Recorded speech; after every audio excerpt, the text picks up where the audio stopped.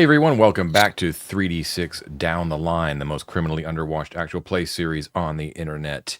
We are continuing on with our campaign of gradient descent using the Mothership system of sci-fi horror RPG. This is episode 7. My name is John. I am the warden for the evening, and going around the horn tonight we have... Hi, I'm Mike, and I'm playing the Marine, Rick Sharp, who's very happy to be in the deep. Very, very happy. Hi, everybody. I'm Matt. I play Thulsa scientist, for a few more minutes until Thusa don't. Hi, everybody. I'm Ted. I'm playing Cromwell Dixon, the Teamster, and my carefully prepared remarks were lost in the silence of space. Nice. You would normally have David playing David the android, but he is dead to us tonight. Actually, yeah, in more ways than one. Actually, he has been deactivated temporarily and accidentally. Sorry about that. Voltron D-Res. You're not sorry. By our Marine Sharp. It is the 2nd of January in 2125. It's approximately 9:10 a.m. aboard the Deep. And we are in media res right now with a ghost in the machine, which is apparently actively attacking basically Sharp right now. But first things first, as we always start off every session, Ben's checks. Here we go. So just to remind myself, I'm rolling a percentile dice, and if I get my bends or below, That's bad. That's bad. Right. Yeah. But it's actually under your bend, so if you hit it, you're okay. Okay, good. Yeah. So whatever you're rolling, tell us what your number is and what you rolled. I rolled. Mine is I wrote it's written down here as 15, but I know that's not correct. I know it's like 10 higher than that. You have a 23. Yeah, thank you. But I rolled a 64, so I'm okay. Okay. Matt? What's going on Well, over I there, think you Matt? and I have very similar faces, Ted. I rolled my target is 19. Rolled an 11. Rolled an 11. Okay. Ooh. All right. 11, you say? And 11, I say 11. Yeah. Yes. All right. Well, my roll, my bends is a 20, and I am about to roll, and what I have rolled is a 73. So I finally made one of these checks. Okay, Show cool. off. All right. So, Thulsa, our scientist, you're actually going to gain 8 more points of bends. Ugh. Okay, so is it 19? So that's what, 27? Yeah. Yeesh. Does it become like visibly more bendy? No, but I'll explain as time goes by what may have happened. Here.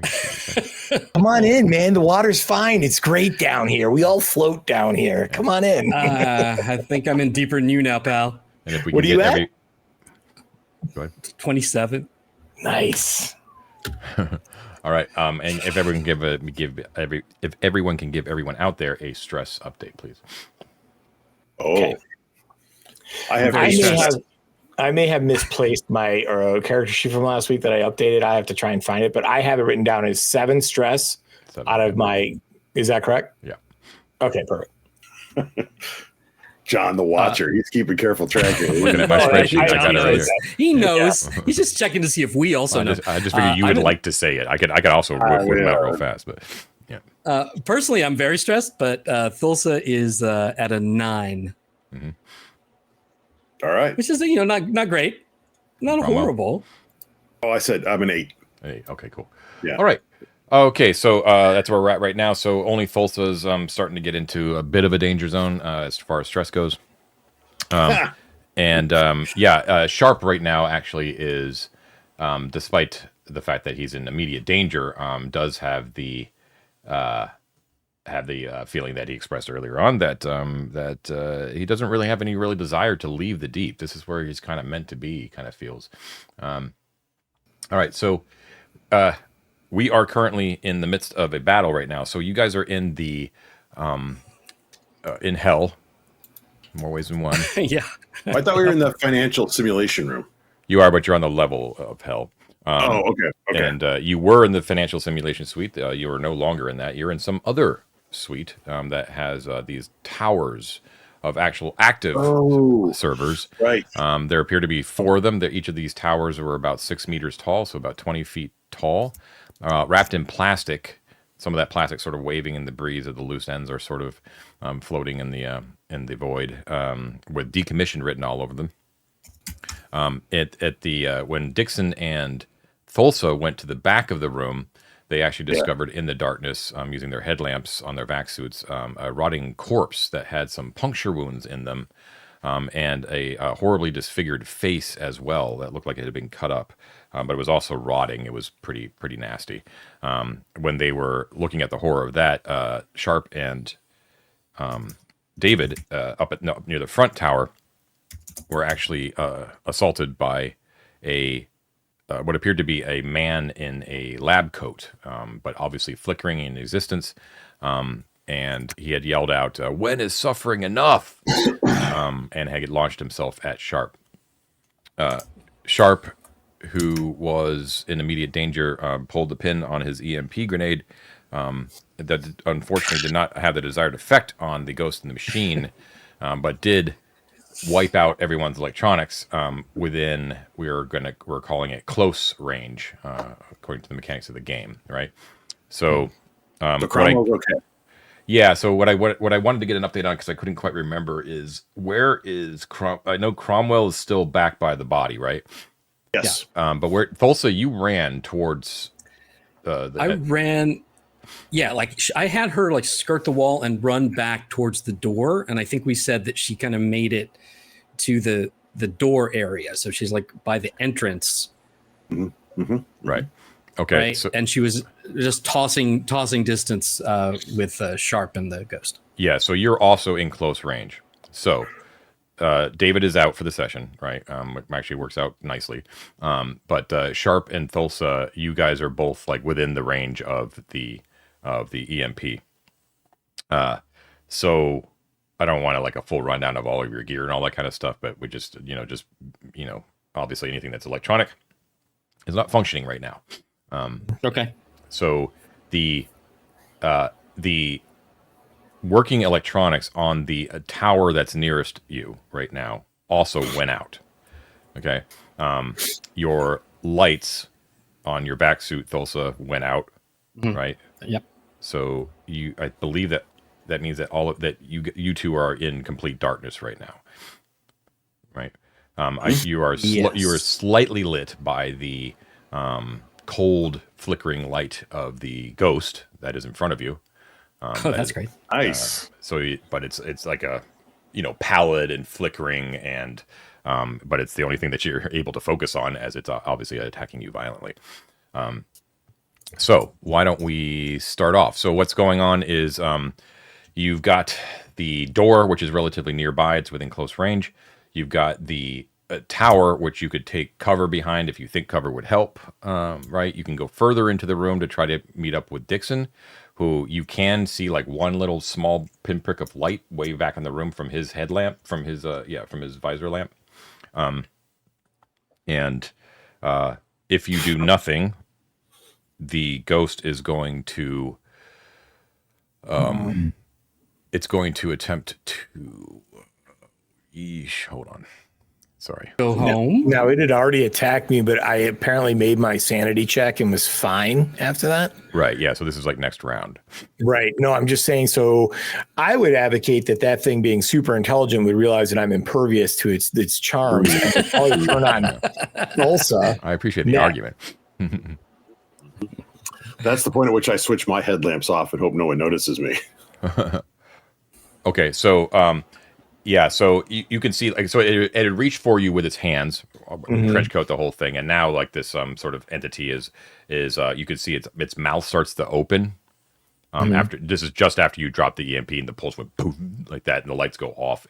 It starts to open its mouth. It clasps its hands on the side of its face, and its eyes and mouth start to glow Lopan style.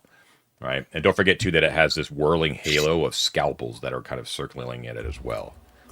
Right. And you remember seeing this light emanate from Little Richie not too long ago. And nothing good came of that. So and it looks like it's staring intently at you, Sharp. Okay, so I'm going to basically book it, right? Like there's a big tower of equipment between, and we're on one side of it. I'm going to try and circle to the other side of the tower so that I'm getting some sort of cover from it, unless it chases me, which I assume it will. And then I'm just going to book it into the darkness, trying to remember what I had seen in the room before the lights went out, right? Okay. So like, if there were major obstructions or anything like that, I'm going to try and make my way back towards the door that we came through.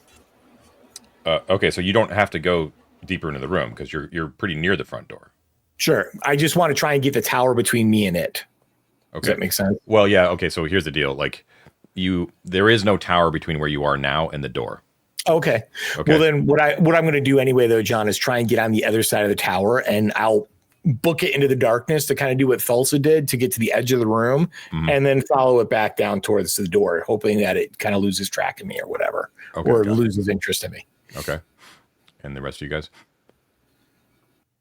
Okay, so Thulsa, right, is at that door, right? Attack. I don't recall. Yeah, that'll work. That'll go really well. I don't think that we closed that door behind us, John. So she's going to book it into the hallway, but before she does, she's gonna call out, and she's going to say,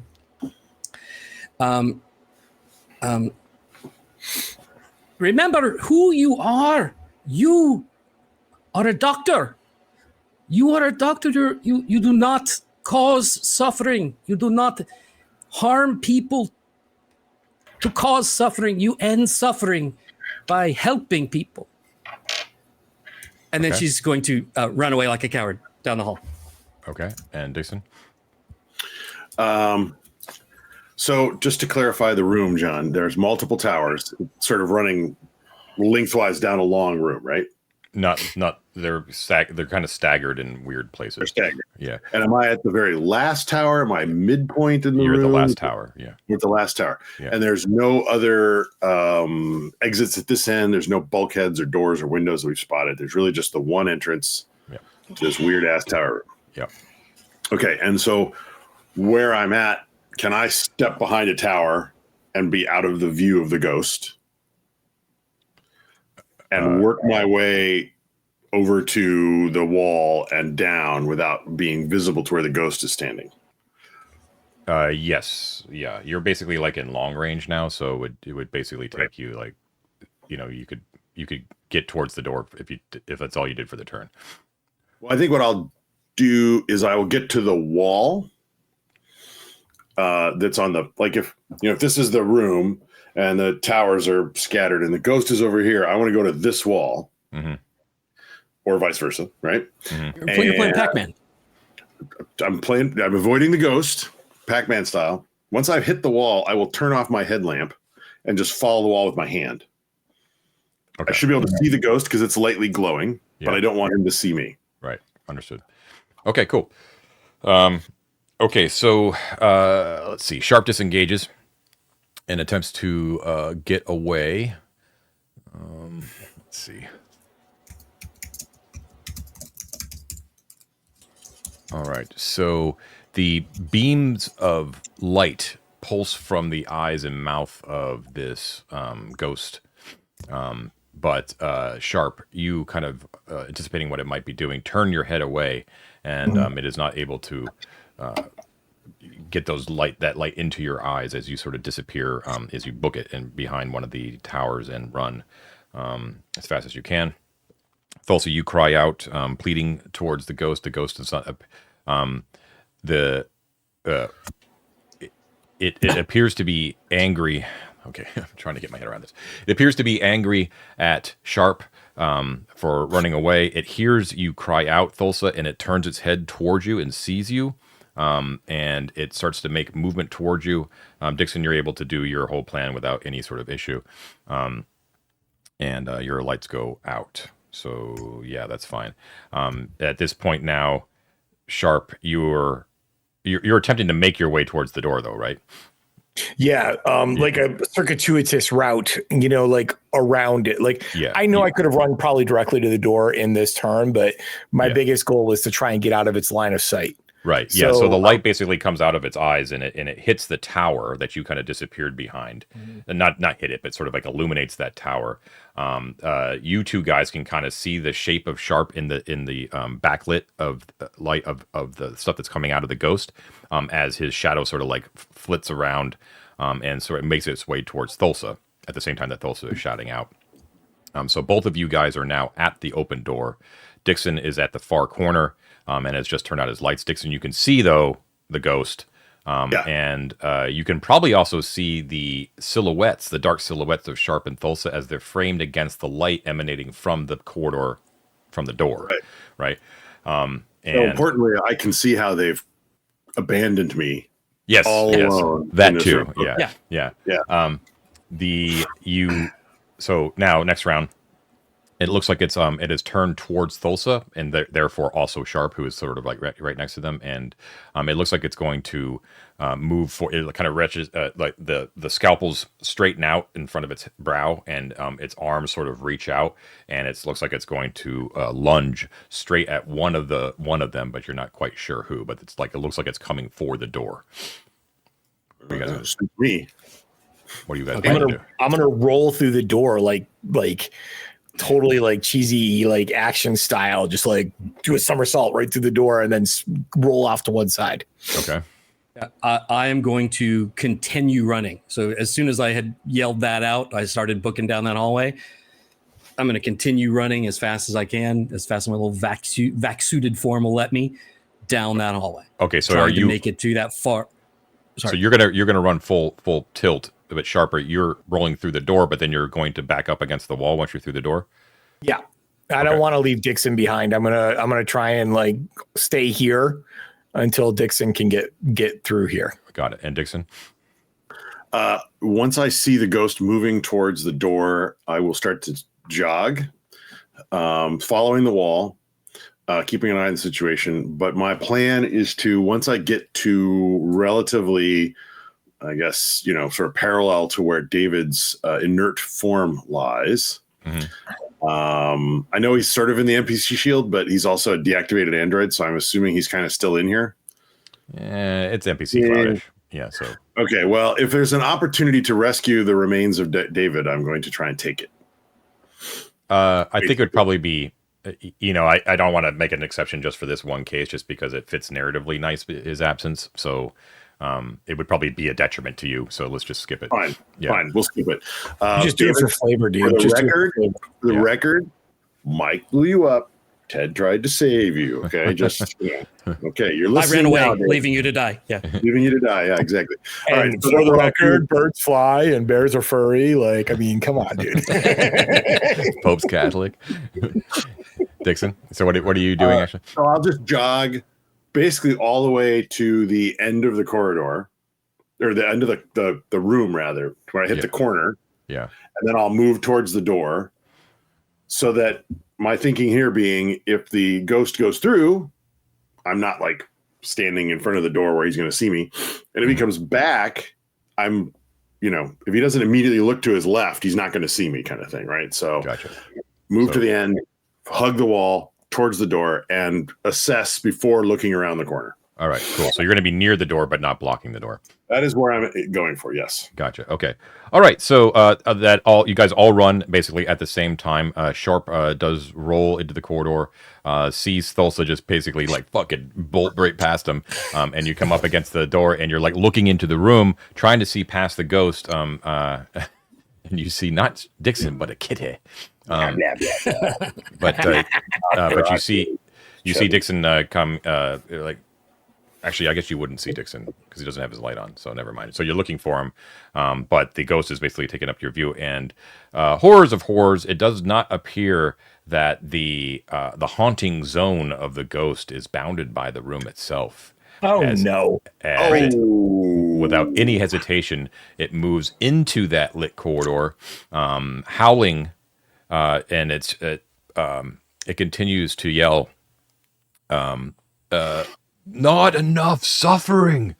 Punish all of them.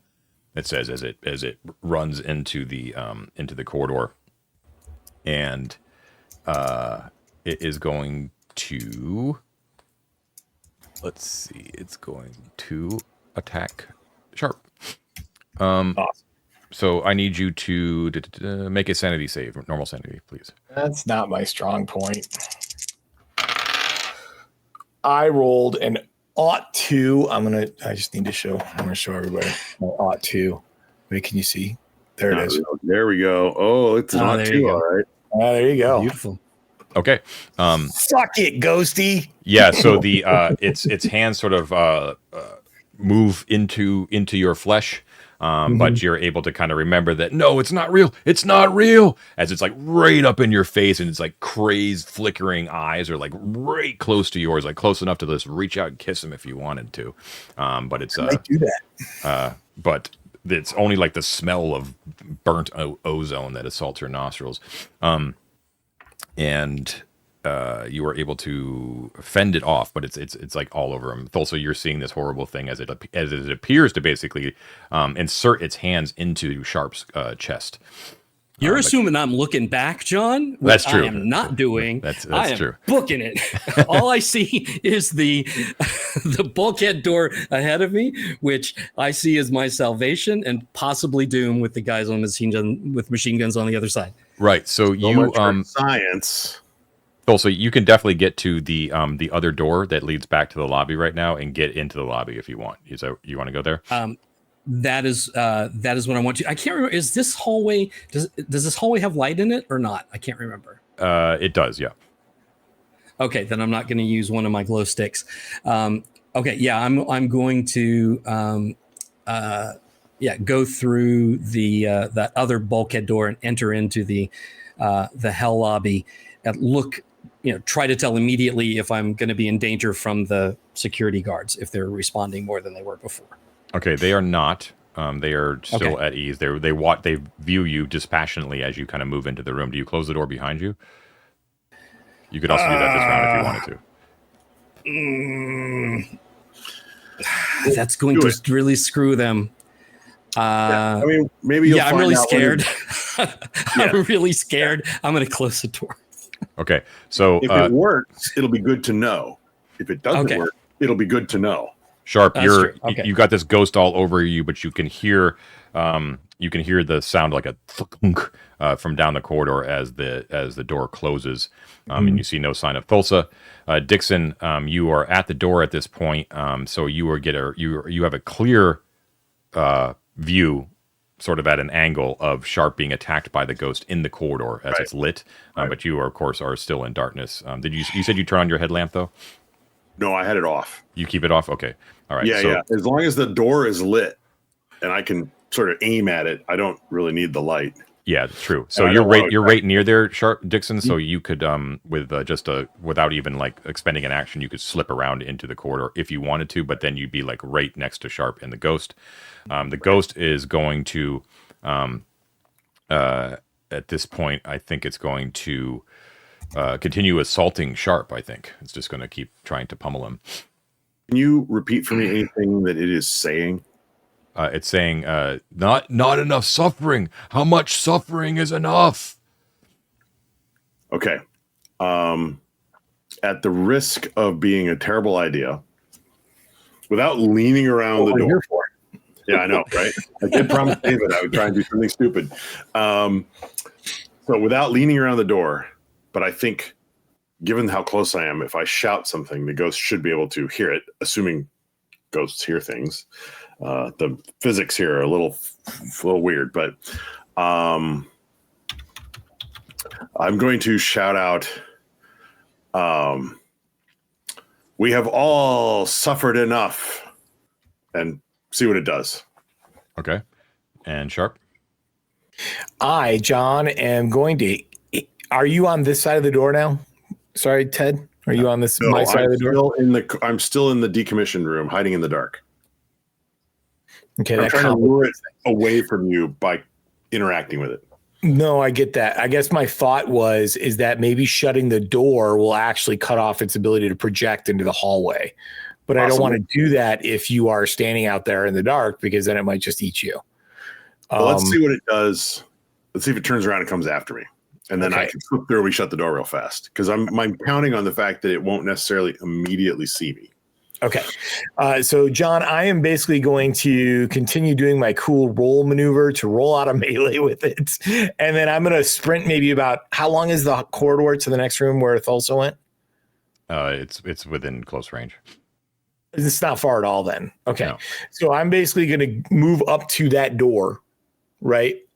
And at this point, I'm going to basically shoulder my shotgun because it's not doing any good against the ghost. And if I go into the other room with it, I'll engage those other guys, right? Okay. That's the room with the androids with the submachine guns? Yes. Yeah. Okay. So I don't want to do that. And I'm basically going to go to that door and I'm going to try and open that door, leaving the door that it's standing in open so that Dixon can come through. Okay. Got it. All right. Hang on 1 second. Hi, Elvis. Elvis. Getting anxious. So I gotta drop him. I want to introduce Elvis to Okay. So, Dixon, what did you shout out again? We have all suffered enough. Okay. So, it's going to. So it was basically on top of Sharp. Sharp, you're going to have to disengage, but of course, it's still able to get an attack in. So it's going to do that. So make me another sanity save, please. My luck is going to run out, and it does this time. And in fact, John, it's a 44, which I believe is like a critical fail. That is a critical fail, yeah. So, that means you're going to take physical damage, buddy. Oh, well. Right. What are we here for? Your mind, again, like your brain basically is telling your body, like, that is really happening to you right now, and it really freaking hurts. You're going to take 7 health points. Okay. And I'm going to basically, as part of the critical fail, I'm going to say that because you're not able to snap out of the notion that you're actually being hurt, that you cannot disengage. Like you're not able to. Like you're just too overwhelmed by like the pain of the hands entering into your body. Can I make a little argument that like I've succeeded twice against this thing? Should I not get some sort of benefit to the fact that? Like, I'm like, nah, I've dodged its attacks twice. I'm really good at this. I'm afraid not, especially when you rolled a critical fail. All right. Can I just ask a mechanical thing? When I'm marking down physical health, normally I'm at 17 of 17. So I just go down to 10 of 17, but the wounds stay at 0, correct? Yeah. So only when your health goes down to 0 do you end up taking a wound. We have yet to see that in the game yet, but it's not a good thing. Okay, cool. Don't hold your breath. Yeah. We may just shoot you like a horse. Yeah, so you don't have any wounds yet, but you do take 7 health. But it doesn't affect you mechanically at all right now. Got it. But the critical fail is going to prevent you from moving, I'm going to say. And at the same time, after it sort of like connects with you, Sharp, and the face of this guy sort of turns around and it looks back into the industrial scale room with the server towers, and it locks eyes with Dixon, who shouted out. Oh, he can't see me because I'm hiding around the door. Oh, right, you're hiding right there. Okay, but it obviously heard what you said and turns its head back towards that room with its hands like still like buried deep into Sharp's chest cavity. And Thulsa, you have, what did you do? You're just in the room, right? I'm in the lobby now. Yeah. I went through that second bulkhead, so I'm in the lobby and I closed it. Right. Did you do anything else this round though? Peed a little bit. Yeah, probably quite a bit actually, but vac suits are waterproof. Sure. Just holds it. Yeah, in. I mean that was my action for this last round. Okay. Was to go into that room. Okay. And I'm sorry, John, I have one more thing that we haven't dealt with yet. I actually have armor. Does that apply in this situation? It does not. No. Okay. Okay. So ghosts are nasty. Because they're not even making like a regular attack roll. Like they're making, they're requiring you to make sense. It's basically your mind is playing tricks on you, right? And so your mind has to resist it. So it's really nasty. Okay, so next round, it is going to it's going to detach from Sharp, and it's going to attempt to hunt down the source of the voice that it heard from Dixon in the room. So it's going to enter back into the room. And that's what's going to happen. What are you guys going to do? So my expectation, my hope, is that it will enter the room and look around and not look right here where I'm hiding, right? Mm-hmm. And it steps forward into the room, sniffing like a ring wraith or whatever it does, I'll just zoop behind it and shut the door. Okay, got it. Sharp and Tulsa. So you're not moving towards the door then, Ted, right? I'm next to the door on the inside. Okay. And as soon as it passes me coming into the room, I go through the door and shut the door. So, yeah. Okay. So what I was going to say is that I would just wait there, John. And as soon as I see him come through the door, I will close it. Gotcha. Yeah. That works too. Thulsa is going to open that bulkhead door and peek. They don't have windows, if I'm remembering correctly. Right. So she's going to open that bulkhead door and like peek down that hallway. Okay. Trying to keep her hands on it so there's still metal between her and whatever, but she's going to peek and see if she can see what's going on.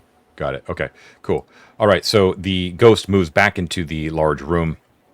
And it's the blades are sort of whirling around its head again, and it kind of moves in with its mouth open. Its eyes start to glow again as it starts to look around.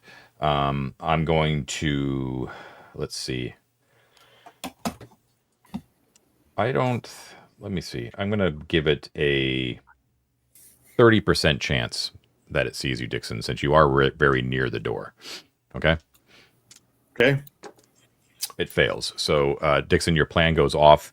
It searches around, flickering. You move around it and close the door.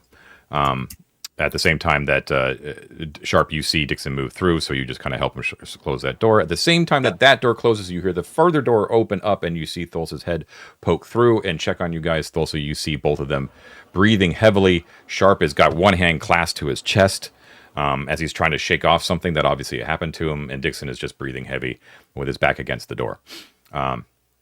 It appears right now that you have no enemies in sight.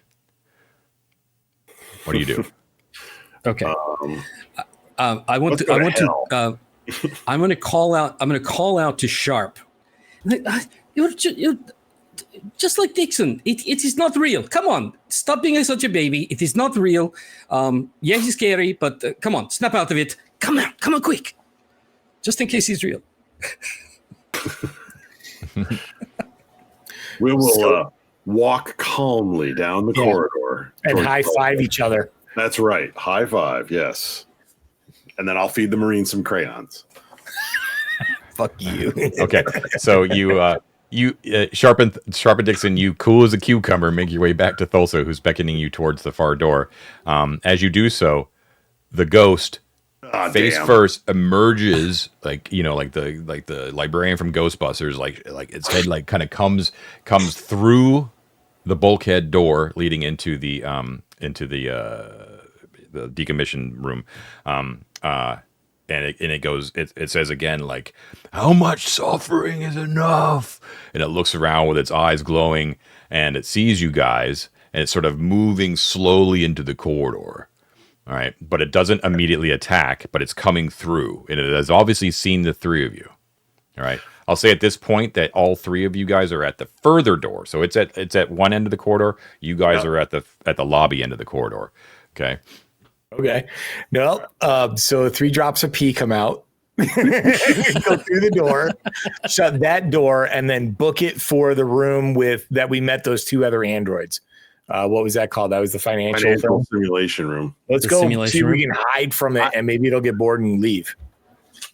It is possible, if I understand correctly from what our guy back at the Bell said, to find out what the ghosts want.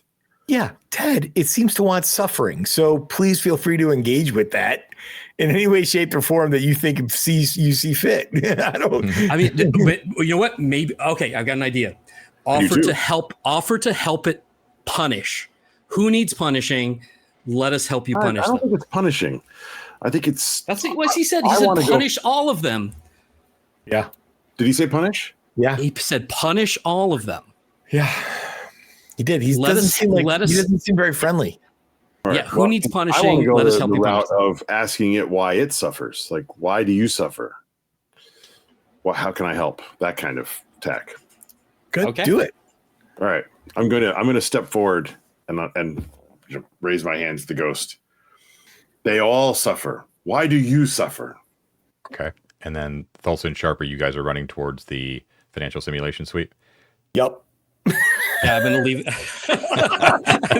I gave my advice. I don't think that's good.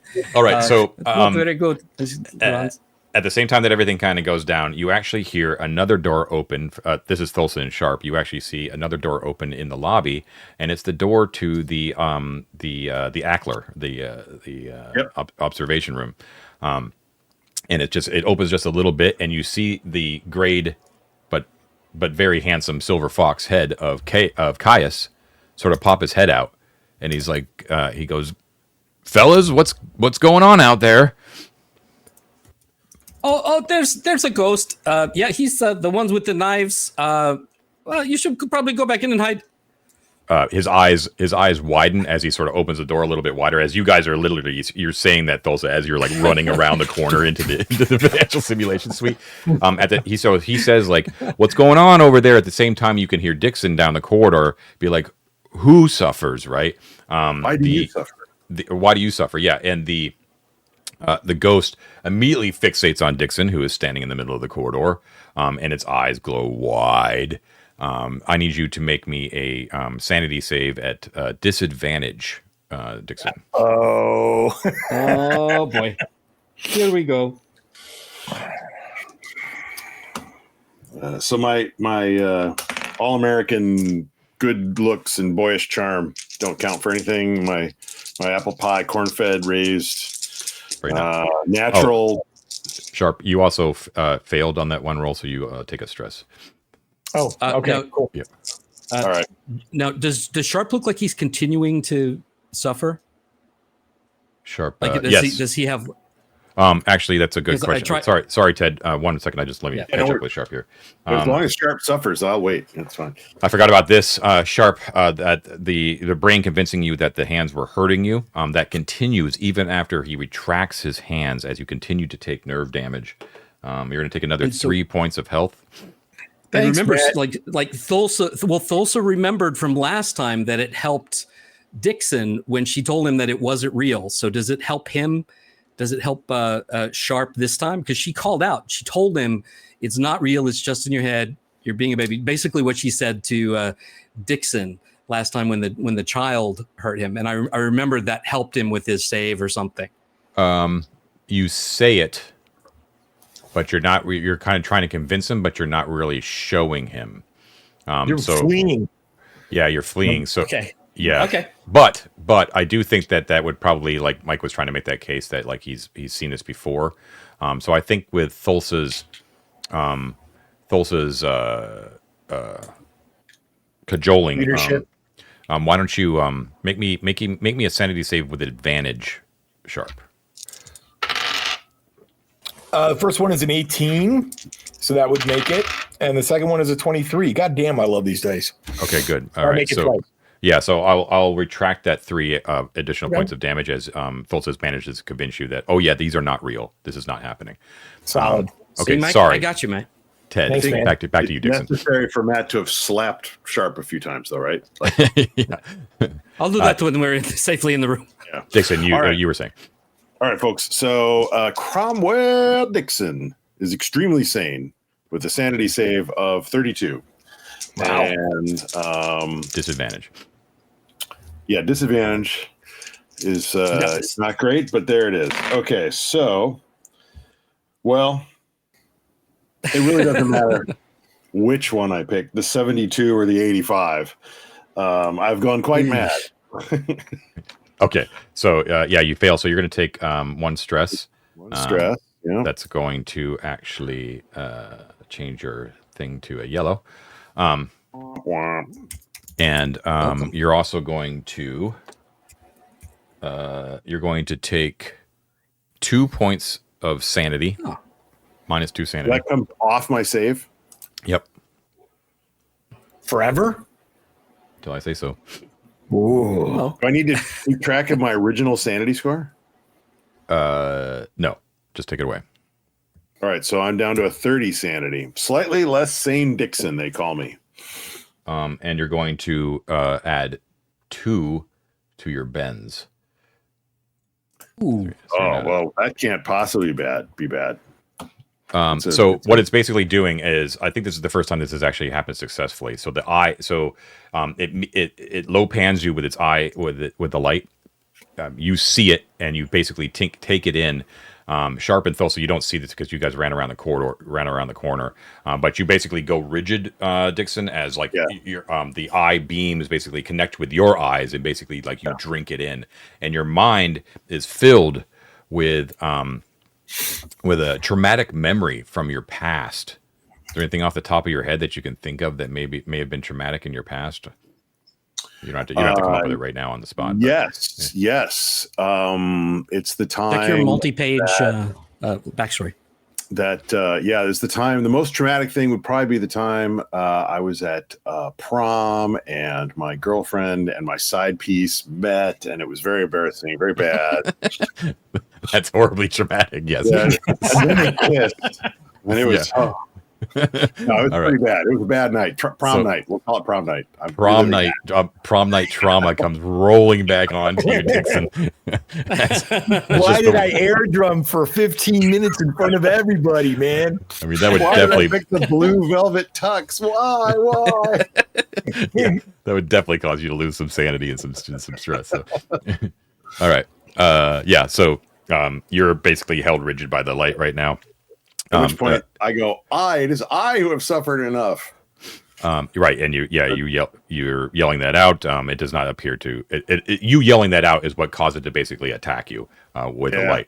Now, Thulsa and Sharp, as you're running around the corner and basically trying to unlatch the bulkhead door back into the financial simulation room, Caius is like. Caius kind of steps out and he's like, "Oh shit! Is it that fucking ghost in the tactical simulation suite?" Thanks for the heads up. With the knives, the halo of knives is not good. He's like, shit, and he kind of steps out into the room and he's like, hold up, and he to you and Sharp.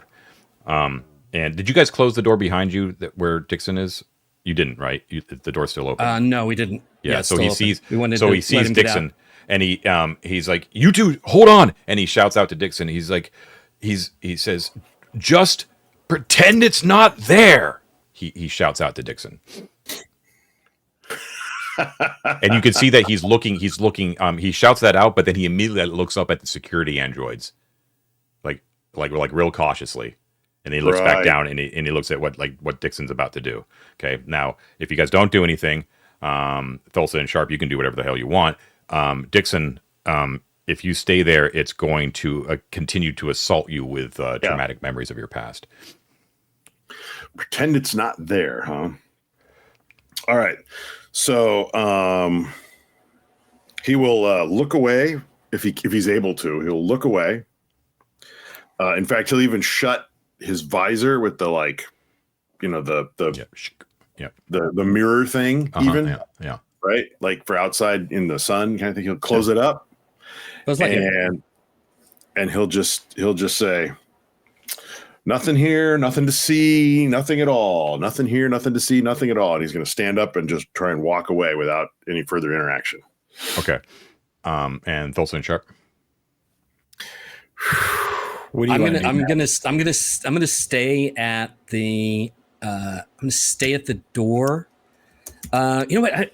I don't know if this will do anything, John. I'm gonna try to take out my comms unit. I'm going to try to see if I can quickly detach it from the inside neck of my vac suit and see that the goal here is to get something portable, removable that can still make sound. Maybe I might be able to distract something with it. So I'm just going to try to keep it working, but to detach it from the neck of my vac suit. Okay, I will say that you are in a stressful situation right now. So this is actually one of those things where it would actually require a skill roll. Okay. So you have before you fail a skill roll, Matt. May I point out that your suit got EMP'd?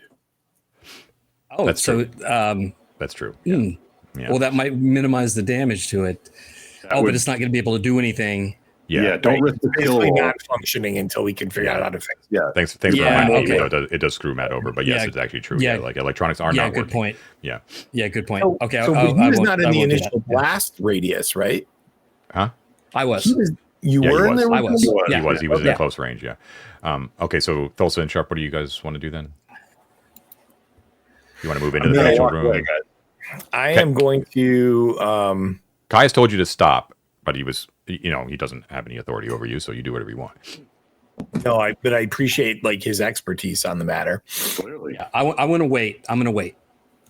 I'm going to sit down at one of the tables, John, and I'm going to get a cup of coffee and sit.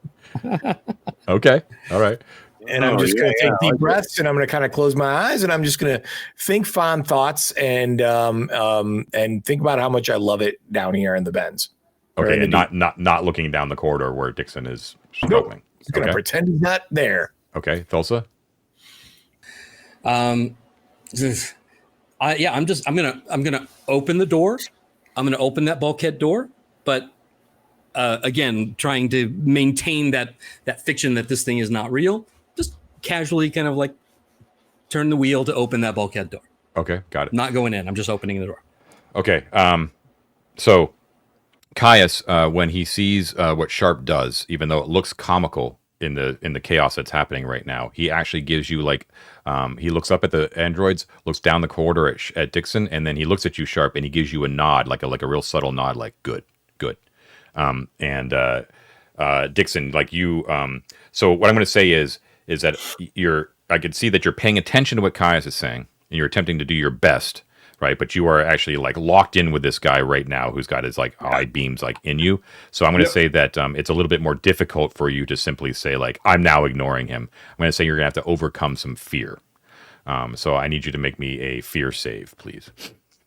Now, is this a regular fear save, or are you going to disadvantage me again? Nope, this is just regular. Remember, it's fear though, not sanity. Fear. Yes. Yeah. My fear save is actually my best save. It's 35. Okay. Because after you've gone to prom in a blue velvet tux, they're left to what else? Nothing left. Nothing can hurt me, man. Well, no. Look, it turns out some things can hurt me, and they are ghosts. I rolled a 76. A 76. Ooh. Okay. All right. So you're gonna take a stress. They roll the wrong way. You're up to 10 stress right now. I'm gonna say that you give away like a tell, like you still do the same thing, but it's still obvious that like you're very much still paying attention to the ghost, and you're giving it away. So the ghost is going to, what I'm going to say is because you're attempting proactively to ignore it, but you're not quite able to. I'm going to say that it may have trouble actually locking eyes with you because you're attempting to like turn your face away, right? Right. So the mirrored visor thing doesn't have any real effect. Well, no, not mechanically, but I'm going to say though that because you're proactively attempting to not make eye contact, but you failed your fear save, that I'm going to have you make a sanity save again for the same attack, but this time you could just do it regular instead of at disadvantage. Okay. So what you're basically offering me is another opportunity to gain more stress. So he's giving you a mulligan on your last shitty round. Yep. I know it. All right, so I will make my sanity save in the form of not making it. It's a 30, and I rolled a 45. So okay, I'm getting there. You're going to gain a stress. You're working on it. I got this. At that particular rate of deflation, I will become infinitely powerful in 2 more rolls. Nice. Okay, you're going to take 1 stress. You're going to lose 1 sanity. Ah, cripes. Yep, it's really bad. And you're going to gain 3 more bends. Yeah. What are you up to in bends now, Ted? So I'm an extremely bendy 25. Okay. Yeah, it's nothing. I'm no longer the craziest one here. So you're and then you are assaulted with another traumatic memory. Is it related to prom again, maybe? Did they leave you at the dance and they didn't invite you to the after party? Oh yeah. Boy Scouts, the swim merit badge in the locker room. I'm not going to say anything else. no need to say anything. It's really bad. Okay, cool. All right, so end of the round. Kais is telling everyone to like just pretend it's not there, which is really hard to do. Sharp is the only one who's actually kind of really pulling that off really well. Dixon, it is going to attempt to do it again, right? But at this point, you are able to sort of do whatever you want. Like you can actually get fully ignore it if you want to at this point. But I'm just saying it. But my point being, if you do nothing, it's going to attack Dixon again with the eyes. Right. So Dixon is trying to leave the hallway, and still trying to just keep his head down and ignore the whole thing. And he's gonna. How are you leaving the hallway, and like what manner? Skip. Yeah, that's not a bad idea. No, I was going to say, I think what he'll do is he's going to stop. He's going to snap his fingers. He's going to say, "Gosh darn it, boys. That was tons of fun. I could use a coffee," and just strut right on out. Okay. All right, cool. And as if there's not a ghost eating his brain out. Thulsa and Sharp, you guys do anything different than what you're doing before? I'll get a bag of snacks to go with my coffee. Okay. Now that doorway is open, she always likes to have an exit available. She is going to light up one of the cigarettes that she has and just have a smoke. Okay, just chill out. Okay, cool. Yeah. So the moment Dixon, the moment that you sort of say what you're like, like you just kind of turn your head and you sort of strut out. The eyelight sort of winks out, and the ghost's face sort of sags a little bit, and the flickering becomes much, much more rapid, like right, and it quiets down, its mouth closes, and you can see it sort of backs away, kind of floating through the air, and starts to phase through that door. As it starts to phase through the door, Dixon, you have one last thought as you sort of also walk through the other door. Mm-hmm. And you're sort of both kind of separating from each other from that distance. You recall your meeting with Ghost Eater back on the bell. Yeah. That proof of Ghost in the Machine are something that he desires greatly. Should you be able to attain it? Right. If you want. If you have the means before it disappears through the door. Say what you just said again. Proof of a Ghost in the Machine. Like specimens or recording or do I have a camera on my suit of some sort or video feed? I don't think so. Can I grab one of those scalpels out of the air? Probably not. There must all be holograms. Yeah, he's like way past you right now anyways. Has he left behind like scratches on anything? What do you have? A vac suit? Headlamp, oxygen supply. Yeah, it's just a basic suit.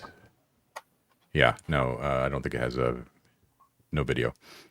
So I don't know if you do. I was just going to say like you recall that, and but if you don't have the means to capture a specimen that you can, I don't have any ideas unless some of his protoplasm got inside my helmet or something, or did he slime you? No. Did he slime me? I don't think I have any way to get any kind of proof. We don't have a video camera. We don't have. There's nothing that's actually corporeal. But this is okay. Yeah. So that's totally fine. I just wanted to remind you that that's a thing.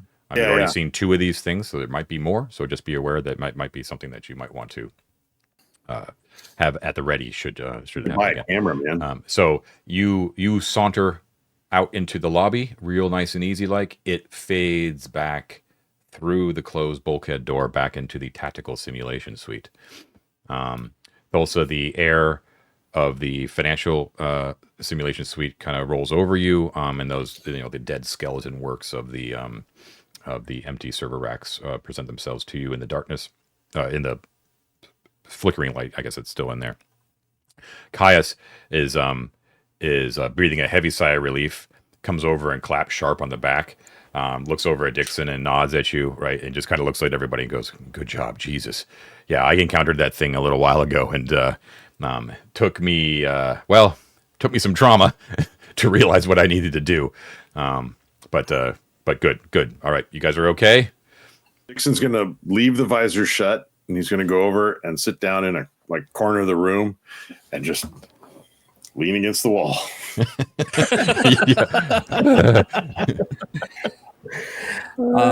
Yeah, that one's a nasty piece of work, Kaya said. Yeah. Oh yeah, and and we we're having a little bit of trouble now with our electronics. Somebody decided to I don't know, set off something perhaps they shouldn't have yet. She's going to take off her helmet and start kind of working. Sit down on one of the tables, take off the helmet, start kind of working on like resetting all of the electronic modes. Like she would know how to kickstart it back on. She's got her electronic tool set, so she knows how to reboot all of her like gear in her back suit. That's makes sense. The only thing I have, John, that I would have to do the same for is like my flashlight and my camping gear. Yeah, So I think with Thulsa changing out the battery or something like that. Yeah, with Thulsa's expertise, wouldn't have been affected by an EMP unless it was on. It was on. The room was dark. Okay. Yeah. But I think with Thulsa's expertise, likely some of Dixon's actually as well, that you guys can get the electronics back up and running after a turn. So I don't think it says this in the book, but I'm going to do it like the old school D&D way. Like every combat takes at least a turn. So combat was a turn, and then reestablishing the electronics will also take a turn, if that's cool with you. As you sort of rest in the lobby underneath the watchful gaze of the security androids in their domed hemisphere. So I don't need to forget to finger David's reset switch. Yeah, I was going to say I could kick him until he turns on again, but he's not here. Yeah. So now David is he's officially in the NBC cloud now. So okay, but he's safe for next time. John, I have a question, if I may. Since I'm sitting there leaning against the wall watching also repair that electronics thing, it's got me thinking that we've got that synthetic android detection device that doesn't work. And it occurs to me that the Artifact Comprehension Lab had all kinds of electronic parts and things in there. And I'll say, hey, Thulsa, do you think we could find what we need to fix that in the ACKR or ACKL or whatever it's called? ACKLR? ACKLR? It is possible, but it is also quite possible that I could dismantle or deactivate something that we need to identify these objects. Well, only if you start ripping parts out. I'm saying we go in there and look around. I mean, maybe there was for something loose. Or there was all those servers in the financial simulation room. Maybe there's parts in there that would be. Those racks were mostly cleaned out. Ted, remember? Yeah, I remember the telegraph that there's not that much useful shit in there. Yeah, I remember looking while I was in there for useful stuff. Right. I didn't see anything. Okay. As far as the repair of the device, if you wanted to try to attempt to use the ACKLR, you would still have to surmount the considerable obstacle of getting it into that room, which is only accessible from space. No, not the. I was talking about the Artifact Comprehension Lab observation room that we have access to. Observation lab, yeah. Right. Yeah, that one has. But I can just tell you straight out, Dixon, that and you would have remembered this from when you were in there with Caius, that is just literally just a bunch of readouts and screens and printers and stuff like that. It has no useful tools or equipment, right? You would have to dismantle. You're talking about dismantling a computer device. If it needs parts, are the correct parts to be found in there? And hence, to Matt's point, we start ripping things apart. Maybe that's bad, but I mean. Also, you would be able to tell Dixon that the machines in the observation room, none of the parts there would be sufficient enough to actually repair that scanner. It would make, but that does not make sense. Yeah. It does not rule out that what you would be able to rejoin with is that it might be possible if you were able to get if you were to get the thing into the actual experimentation room itself. Maybe, right. But you don't. But you haven't seen it. You've only heard what Kai has told you about it. So you're not really sure. and Ghost Ether as well. It was Ghost Ether who told us about the route, right? Yeah, he told you about the route. Yeah, the spacewalk. What could be done there? Yeah. But both Caius and Ghost Eater in different ways had told you, giving you no impression about any sort of repair functionality of the ACKLR, and that they both were pretty specific in saying we use it for artifact identification. That's what we use it for. Yeah, I'm kind of wondering Actually, I can just ask Caius this, I guess. When he was in that space where the testing is actually done, what kind of stuff did he see in there? Is it a bunch of robotic arms with all sorts of instruments on the ends, that kind of thing? That's exactly what he tells you.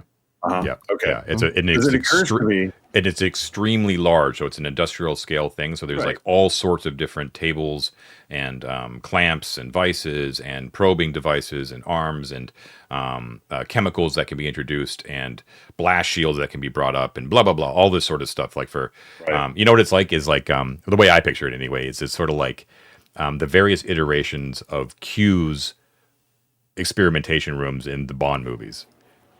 Okay. Oh, You know what I mean? Like Walls just where you all can sorts of blast, like crazy yeah. shit, like all over the place for experimentation. On that note, though, we do need to actually take our first break. oh, yeah, man. Yeah, All right. so let's do that real quick, and we will be right back. Okay, we are back. Bladders empty, beers full. All right, so tough encounter. Thankfully, Caius was there to kind of give you a little bit of intel. That's what we like to call you fought a ghost in the machine, and then you had a little bit of a god in the machine that helped you out, a little Deus Ex, right? But no, it actually stood to reason that Caius would have been able to help you out there. But that we were saying off camera that's a good example of how difficult it could be to find like the weak points of the ghost in the machine, like finding the means to how to soothe them. It may not always involve talking to them. So Good to know. So you're kind of coming down. You're kind of like, whew, all right. Of course, the ghost is still there somewhere, right? But you managed to cause it to back off, and now you're in the lobby with the bright lights. What did I say? 8 domes of the security androids, and Caius is there as well. He's basically like just making sure that you're okay. If you're okay, and you don't want anything else from Caius, he's just going to go back in and keep checking his. He's still, you can see it a little bit frazzled because he's so irritated at what the actor's like pumping out for him for his information, but he needs to go back in there. Okay, That's fine. Can I ask 2 questions really quick? Sorry. Yeah. Number one, can I just use a med kit to get back some of my health, or am I basically hosed because it was mental damage kind of thing? I don't know what the med kit does. You can ruminate on that for a while if you need to, and just let me know. I don't need to do it right this second. And then the other thing, now that we know the trick for the ghost on how to like ignore it kind of thing, is it safe to go into that room, or are we still making like checks to see if we can maintain our composure to be in the room with that thing? I bet we would, but again, like Thulsa's thoughts are kind of in that same line, and she's going to tell you, it's funny that you bring up the scanner, right? Because I would imagine that it has 2, it's going to need some parts, but in terms of electronic parts, I might be able to get some of the components, some of the electronic components out of some of those decommissioned servers in there. Obviously, some of them are still working. Right. I'm guessing, I'm putting words into her mouth. I would think that some of the like key components and circuit boards in the scanner that are fried, she might be able to get probably not everything, but some of those possibly out of some of those servers that are still going on in that room. And it actually brings up a question I had, John. When we were hearing him, did we only hear him over our comms, or was he like actually projecting the ghost? I mean, was the ghost actually projecting sound that we heard with just our regular ears, not over the comms, or was everything over the comms? It was you could hear the first initial contact you heard over your comms, and then but even after the EMP took effect, you could still hear it afterwards. Okay. As far as the broken device that you have, you haven't examined the device to know what's exactly wrong with it, right? So you would need some not, when I say substantial, I'm not talking like a whole downtime period, but you're not going to be able to do it under a stressful situation in just a couple of minutes, right? Unless you want to, I could make you roll a check with a disadvantage, but then you would probably likely take stress if you fail. But I'm just saying that it's a risky proposition to not know what needs fixing, and then to also blindly grab parts from a server rack that you're not really sure what the function is. You can do it. I'm just saying that there is a risk there.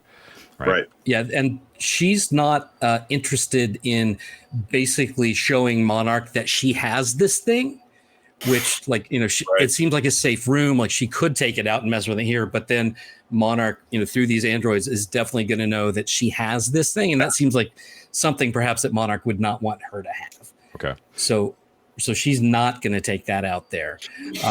But Mike's point's still a good one. And she's like, you know, we didn't really get to look around in there and see if there was something useful.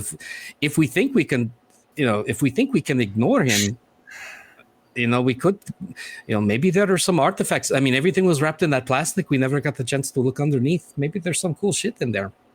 I don't know. So I can't give away everything. Obviously, like you have the key for what soothes that ghost. But just remember that its attacks are mental assaults upon you. And they're so strong that it doesn't, like, as you're aware, because you were managed to deal with Richie, but it didn't have any effect on your ability to deal with this ghost. That it's very likely that its mental assaults would overcome any sort of mental barriers that you think you were able to kind of put up, right? But more importantly, you have its soothing key, right? Right. If we manage to ignore it and pretend like we don't even care, you know, we might be able to. Yeah. I think the main thing is it's probably still active and aware. It really didn't get set off. I can't remember what exactly we did to trigger it. It was just like being in the room. I think it was just like, and we acknowledged it and interacted with it immediately. Yeah. Yeah. It appears thinking interacting with it would be the way to reason with it. Now, it came out of the dark, that, right? So you're not really sure if you triggered something, but that's certainly what it appears to you. Yeah. That you stumbled onto it. Yeah. Okay. It is worth noting. I mean, John kind of said this, that like, okay, so we've got one ghost that we could reason with, one ghost that you soothe it by ignoring it. There's this really widens open the possibilities of other ghosts that you know. Give them their toy. We'll have to be creative with different ways of finding soothing. I think there's going to be a wide gamut of things. It's not just going to be, what does it want? Well, what do you want, Mr. Ghost? Oh, you want pizza? I'll make you pizza. You know, that's not going to probably work. And most of them hurt you first while you're trying to figure it out because your health ticks down. Yeah. So, I mean, if we think there's value in there, I mean, I would suspect. Yeah, like Thulsa suspects, I suspect that there's something in there because it's dangerous, right? Like high risk, high reward, and we didn't get a chance to search. I'm willing to go back. I think if we split, like we go in and immediately split up into 3 different directions, because there's no ganging up on it. We can't hurt it. Right. The only thing you can do to the ghost is figure out how to make it stop attacking you. Right? There's no like, if we stick together, we can all fight it. That's useless. So if we go in and immediately go in 3 different directions, one of us has to deal with it. But I don't think all 3 of us would be an advantage. Right. I'm just wondering if the payoff is worth it now, Ted, because it's unknown, right? We don't know. Here's why I think it is worth it now. And I just had another thought too, but I'll say here's why I think it's worth it. If we go in there and we get 4 or 5, even something relatively minor like those logic cores that our kitty wants, we can go back to the bell with some credits. We can buy something if we need to, or we have some advantage. So the other thing occurred to me, maybe if we stick together and we talk amongst ourselves in a totally ignoring the ghost kind of way, like, how was your last Tuesday? You went out to that new restaurant. Oh, it was very nice. I had the paella. Oh, I love paella. And just ignore the ghost that way. Maybe that would work. Maybe teaming up would be an advantage. I should have stunned you with the genius of my idea. I love this, that you're just completely silent. I'm just thinking about it. I mean, I had the same thought, Ted, but here's the thing, right? So John's not going to give us like the exact mechanism for that. But if any one of us, you got to assume that at least it's going to be a check, even if it's made with advantage. All 3 of us are going to have to make the check. If one of us fails, that person's going to be attacked. It'll be that much harder for the rest of us to pretend nothing is happening, right? So okay, that's a fair point. I'm wondering if there's maybe a different area to explore right now, not to yeet out of a challenge, but I'm wondering if there's a different place to explore because it might be layered, right? We might find the answer to this room in another room. So the only other room on this level is the human emulation labs. Right. You also have a lift that can take you back up to reception, and the lift can also take you down to engineering and support. I mean, Thulsa first. I mean, Thulsa has a soft spot for engineering and support, obviously. And right? don't forget too that you also witnessed those two children that were faking being crushed in the financial simulation suite, that they had you kind of the detente situation, right? Like they sort of moved around you, and they you saw them disappear up into the elevator, but you weren't sure where they went. Right. But they had something. If they went up or down. They had two little something in their hand, right? Yeah, in their pocket. The girl did. I should have shot him. Yeah. All right. I mean, children in the space station. So yeah, I mean, maybe it is wiser to give this guy some time to chill out, to calm down, forget who we are. Maybe I do think there's something of value in there, but I'm okay to keep going. The human emulation lab, that it makes me nervous. Very nervous. I'm not crazy about that, but can I ask a quick question, John? When we were in there, when David was still with us, did it appear to notice or interact with David at all? The ghost? Yeah. No. I remember specifically it didn't. It didn't. Yeah. Okay. So that, I think, answers the question. We don't come back till we've got David with us. Yeah. Oh, just and let we him shove him in there. and close the door and make him go loot the room. While we have pie. Easy. Yeah. Easy peasy. Yeah. Okay. That answers that question. All right. So the next question is then, do we brave the human emulation labs, or do we go down to engineering, or do we go back up to the flesh statue? No. Let's go. I say engineering. Let's go to engineering. It seems like there might be some interesting, we might get a real good idea of how the mechanisms that run this place. That's just me though. Not just that, but also she's actively looking for parts and pieces, not just for things that might. And again, I know that it's going to take some more detailed look, but even just going there and getting things like power supplies and circuit boards and stuff, if they're anywhere, they're going to be down there. Oh, right. So, yes. I was working on adding some mapping space for the next level, and it did not behave the way I expected it to. Okay. Sorry. Let's keep going. All right. Let's go to engineering. Engineering. Okay. So you go to the lift. You have your choice of going up or down, and you're going down, just to confirm. Yes? Yes. Yes. Okay. I don't love the way you asked that question, kids. I mean, going down is usually good. So. All right. So you take the lift. Takes you a couple rounds to go down. Again, it's a relatively silent, doesn't have the squeakiness that the other one used to do before Thulsa got her hands on it. And it ding, door opens. And you find yourself John? Yes? Quickly, as we go down, Thulsa wants to... Oh, shoot, it's going down. But so we're going to go past the theoretical fifth level, right? That it doesn't stop at, but we know that there's theoretically something there. Thulsa wants to, while the elevator's going down, she wants to open that access hatch at the top and just watch and observe what happens in between 4, where we were with Hell, in between, and what happens between there and when we land at the bottom. Sure. So okay. Watching around, see, are there doors, are there access points, ladders, anything like that? Yeah, good point. So when you open it up, and it doesn't take that long. The ride probably takes less than 30 seconds. But you and you're whooshing down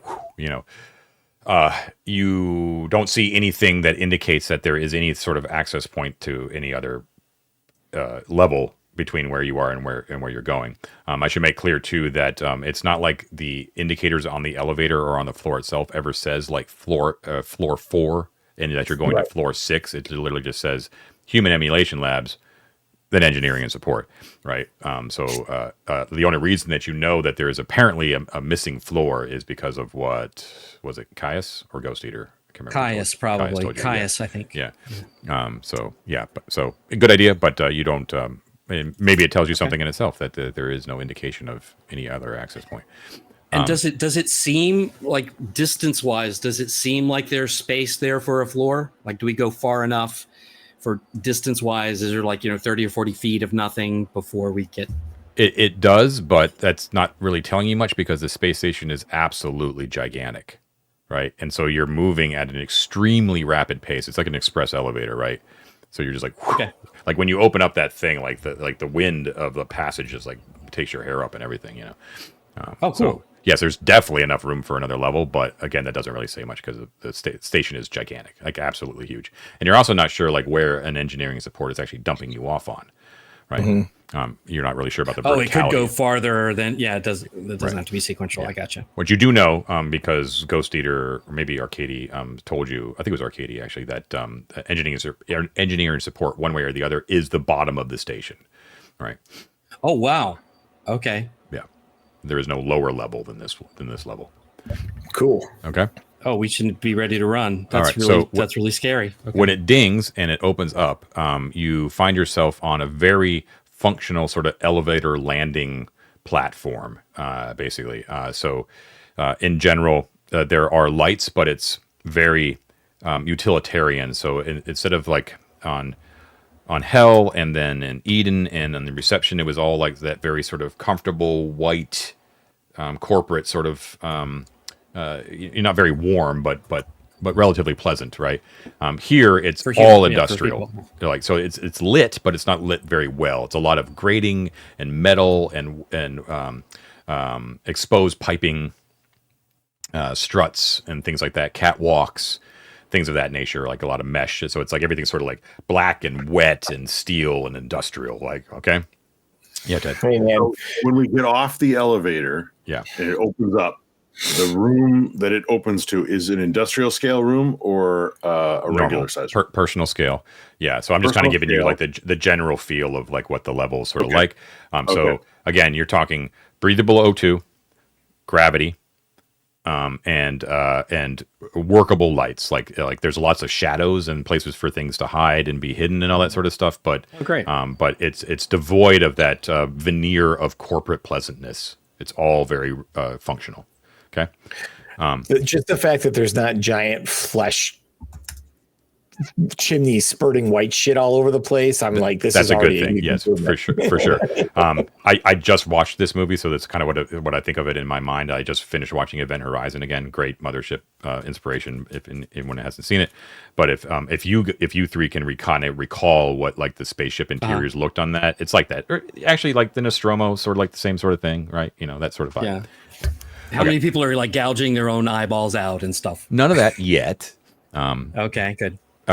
So anyways, the lift behind you, like the entrance to it, it doesn't have like a nice veneer like the other levels did, but it otherwise looks the same. And you can see here that there is a number of egresses. So there are what appear to be 3 normal doors, and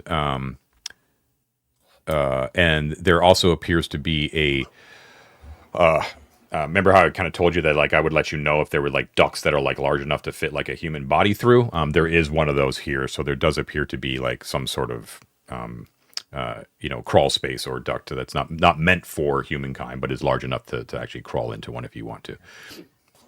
Cool. John, quick question. Or for something to crawl out. Before we exit that elevator, is there a call button so that we can there is a call button. Yeah. Mm-hmm. Okay. I was just wondering, and I think I know what John's going to say, but can we use David's body to just jam the elevator doors open? No, he is actually in the cloud. Yeah. But you can picture the door just shutting on him like that. over and over and over. Yeah. So there's no, speaking of which, because your follow-up thing would be like, is there something that we can shove in the door?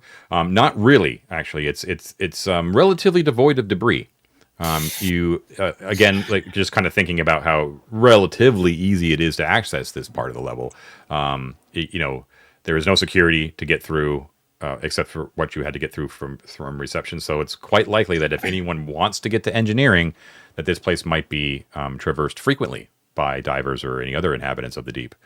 Right? So it's relatively picked clean of loose material. But that doesn't mean that without proper tools or knowledge, you might be able to like rip off like a guardrail strut or something like that. Who knows? So. Since this is a personal size room, John, I'm going to skirt the edges to see if any of these doors are labeled. Okay. Quick question: what would you describe this room as? Just a junction? It's the module calls it an elevator landing. So a junction is also fine. Yeah. John, while he's doing that, I would like to examine that the duct grating and see if it is just like held in with screws. How can I make that so that it's loose and like easily accessible if we need to? Also, like peer in, shine my headlights in there and take a look, like what's on the other side of the grate. Gotcha. Yeah. So, Sharp, first of all, to answer your question, the doors seem normal, like nothing really to speak of. Again, industrial, but not bulkhead, and but none of them are labeled. Okay. The duct itself is a kind of a square one. It's sort of like right at the top of like your arm's reach. So like if any like an average human just kind of reached up, they could reach the duct.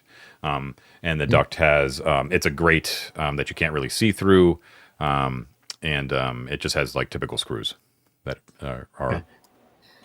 appear to be removable. I want to, John, remove 3 of them so that it can like pivot out on the one that's still left. Right. I want to then look inside, assuming, no aliens jump out and eat my face. I would then just like slide it back up and then just pin it with one of the screws, just a few turns, so that if we need to, we could take that screw out really fast and hop in that vent. Understood. Yep. No problem. Let's see. Yeah, there's nothing. There's some dust in there, and you can feel a little bit of like air kind of moving through it, cool air, but that's basically it. Doesn't appear to be any weird scents, smells to that air. Smells like victory. Smells like napalm in the morning. Yeah, there's a slight like acidic tang that you're kind of getting.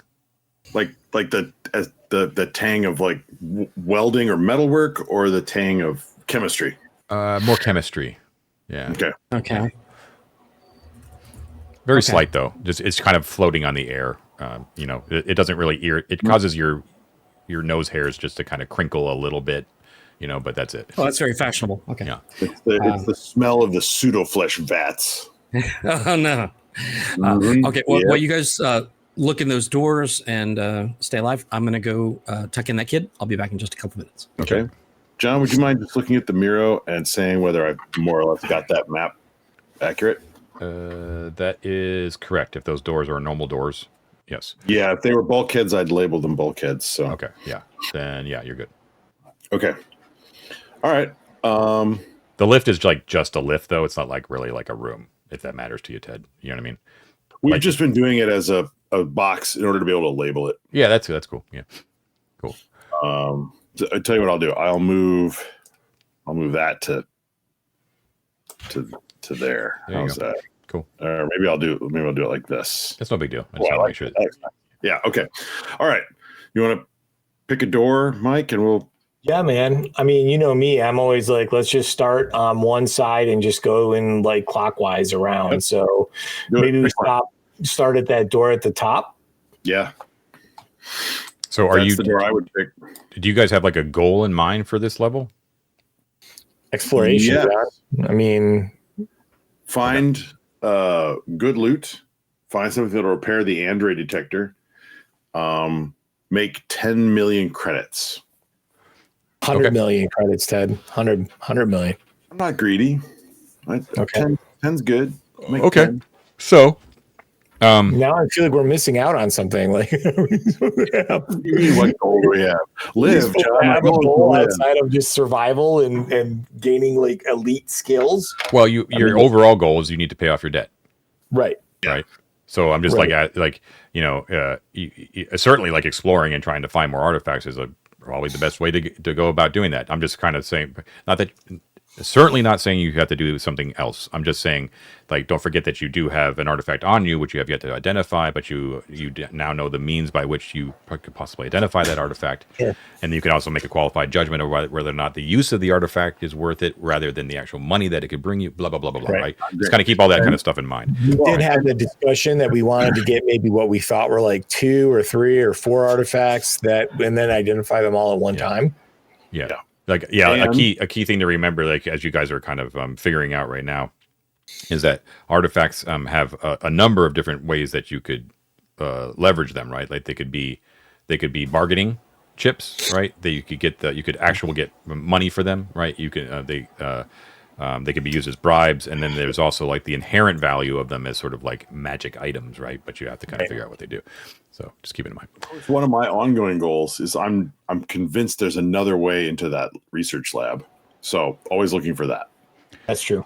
But for now, we're going to see what engineering has to show you. I'm wondering if engineering has a way to destabilize the things keeping this thing in orbit and just crash the whole thing onto the surface of the planet. Let's do it. Let's just all go. All three of you, based upon your backgrounds and expertise, are probably relatively psyched to be on this level. To be perfectly honest, so it's like home. Like everything that you're seeing is like, oh yeah, I know how this all this fucking shit works. You're just heading for like a random door. No, the one at 12 o'clock, the one at the top of Ted's Miro map. Right. Okay. And none of them were labeled, right? They were all just blank. None of them are labeled, yeah. So because you're sort of making an abstract map, I'm picking a random room. Got it. So do you do anything at the door, or are you just going to open it up? No, I mean, we're going to do our usual array of like really skilled player things. Like I'll shotgun out, I'll be in front, I'm going to listen at the door. I'm going to listen to the door, assuming that it's probably like ear pressed right up against it so that the sound travels through. And if there's a window in the door, we'll peep through that.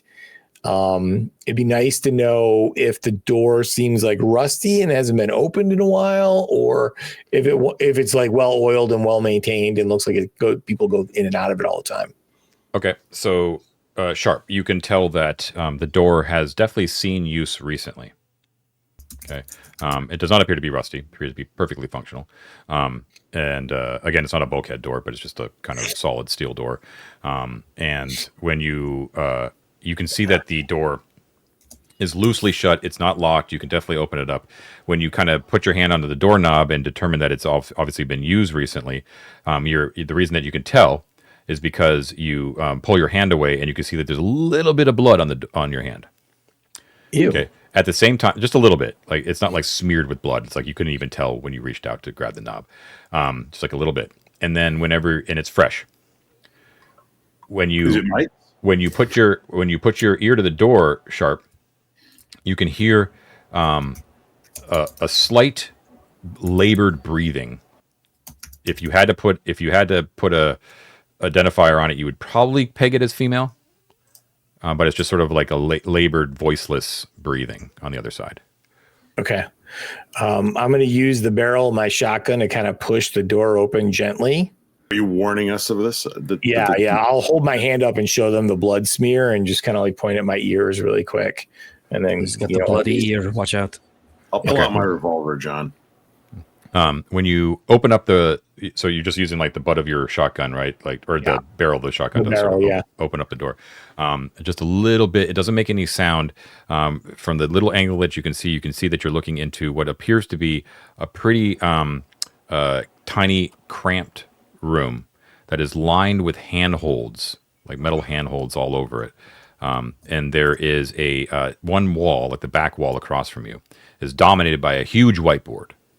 Right, the whole thing is like a whiteboard, like a school lecture hall whiteboard, and it's filled with messages of all sorts, which you're about to sort of decipher with what you can see when you see that huddled in a corner where the whiteboard is appears to be a woman with her back towards you, and she's holding her head, and she's kind of feeling the back of it, where there's like as if she's like feeling like a large bump, and you see that she has like red hair that looks very familiar to you, and like a Helen? jumpsuit that also looks familiar to you. Yeah, but you can't quite kind of like it's like No, not Helen. The one we killed, like Dixie or whatever her name was.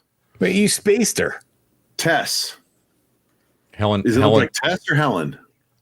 it looks like Helen from what he can see. Yeah, see, Helen was the red. yeah, Oh, okay. I know Helen. I'll call out Helen. Helen, is that you? Are you okay? What is? She It is us. the form like whips around, eyes wide, and she immediately clasps her. Like she's like, oh, and she clasps her head, her hands to her head as if like the sudden movement caused like major pain in her head. And she looks at her hand, and then with a familiar voice, Helen St. George, like, what the fuck is this then? Like, who the fucking cracked me over the head?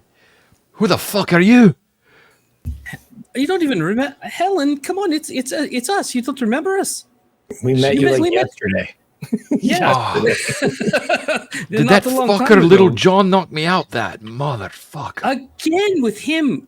What is with you two? Because the last time we met you, you told us about Little John stealing your stuff and running away. Lady, shut the fuck up for a second. I can barely hear myself think. You're just jabbering on. Matt, she's like, I'm betting that she's an android in a loop, right? It's- Every day she's getting knocked out by this guy and making her way back. Don't let her know that we know that. She kind of gets herself up and she staggers up. You're gonna fucking end me here, are you? I'm at your mercy. No. I point my shotgun down and be like, no one's here to hurt you. I heard you.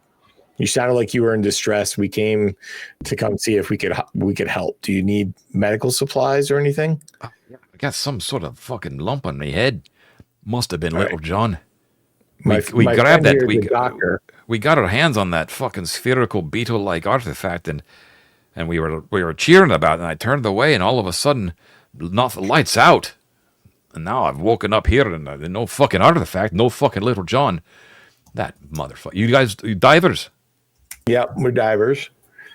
And you, she doesn't remember us. I don't believe her. Why the fuck am I supposed to remember us? you? We found you in a locker. We pulled you out. He accidentally shot you with a nail gun. He said sorry. It's okay.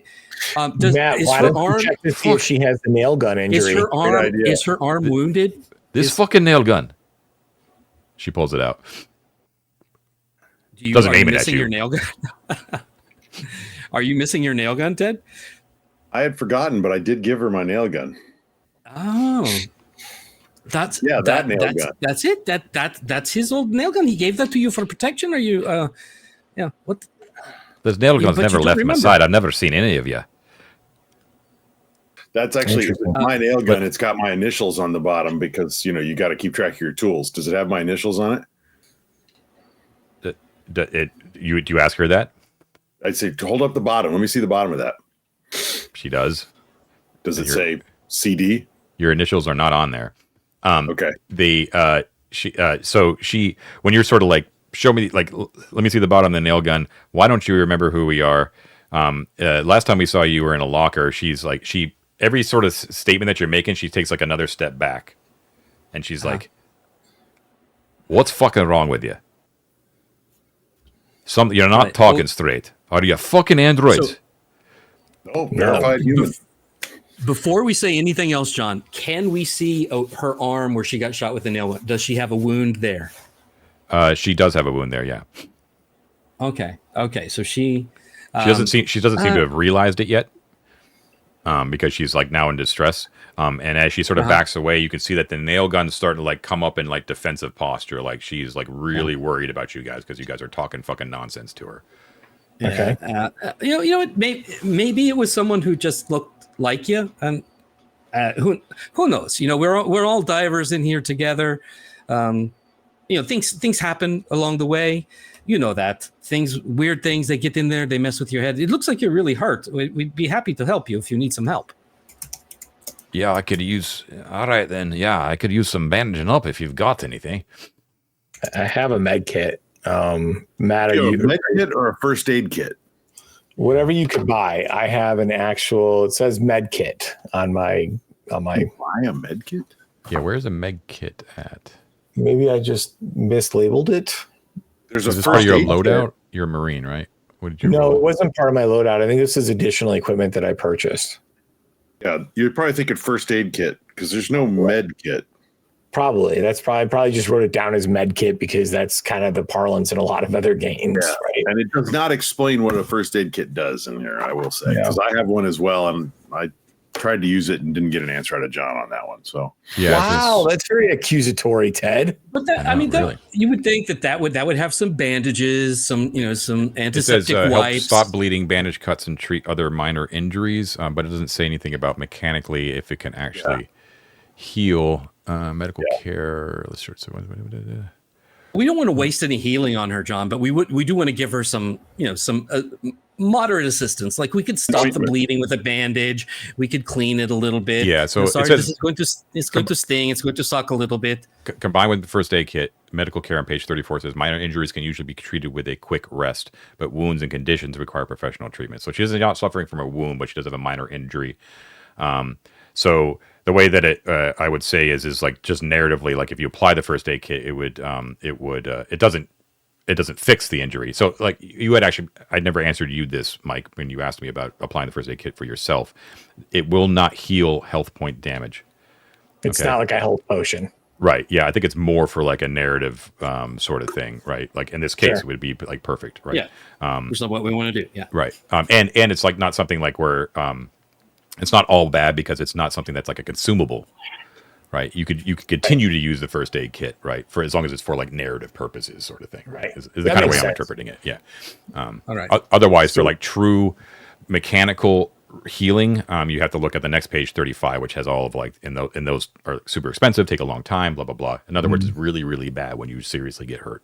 So really, the only way to get my health from 10 back up to 17 is to go do this 6+ hour rest and make a body check. Yes, that is my. Well, it's a short-term recovery. Yeah, 6+ hours. Yeah. Okay, that appears to be the way. Yeah.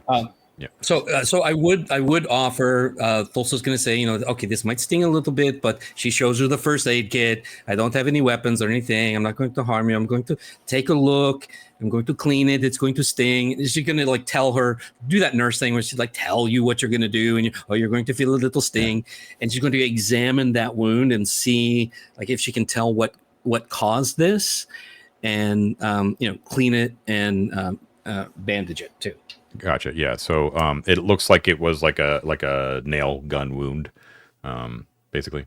Oh, yeah. To the head.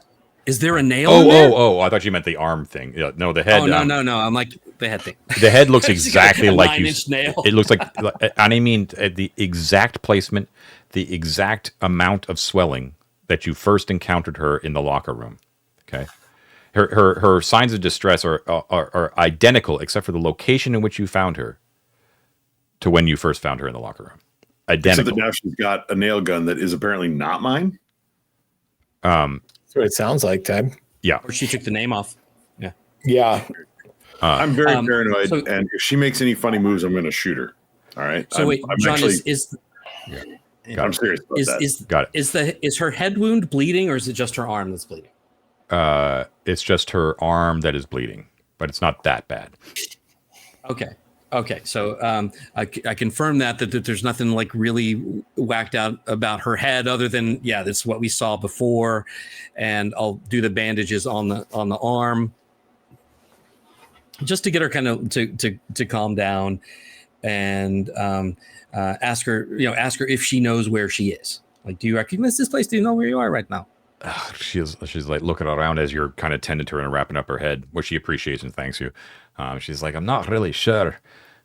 Last time I remember I was up in the skeleton works with Little John. But which is exactly the same thing she said before. I don't know if you remember. What are the skeleton works again? Yeah. It's where they build the bones for the androids. the skeletons themselves. What level is that on? The skeleton works are on level 3, which is the factory. It's the main, which is the main thing. There are multiple sub levels on 3 because there's like multiple stages of how they build the androids, but the skeleton works as one stage. Factory, is that the level with like the milky flesh convention? Where you were? Yeah, where's the factory? Is that you haven't been to it yet? Lab? But if you look at the larger picture of the factory of the station itself, it's like the large build out in the center of the station, like the big round disc that's sort of like the bulk of the station. So I don't think we found a way there yet, right? Like, no, you haven't. That's what I'm getting at. No, you have not. You have not. You've been on floor 1, reception. You've been to floor 2, Eden, and you've been to floor 4, Hell, and now apparently floor 6, engineering and support.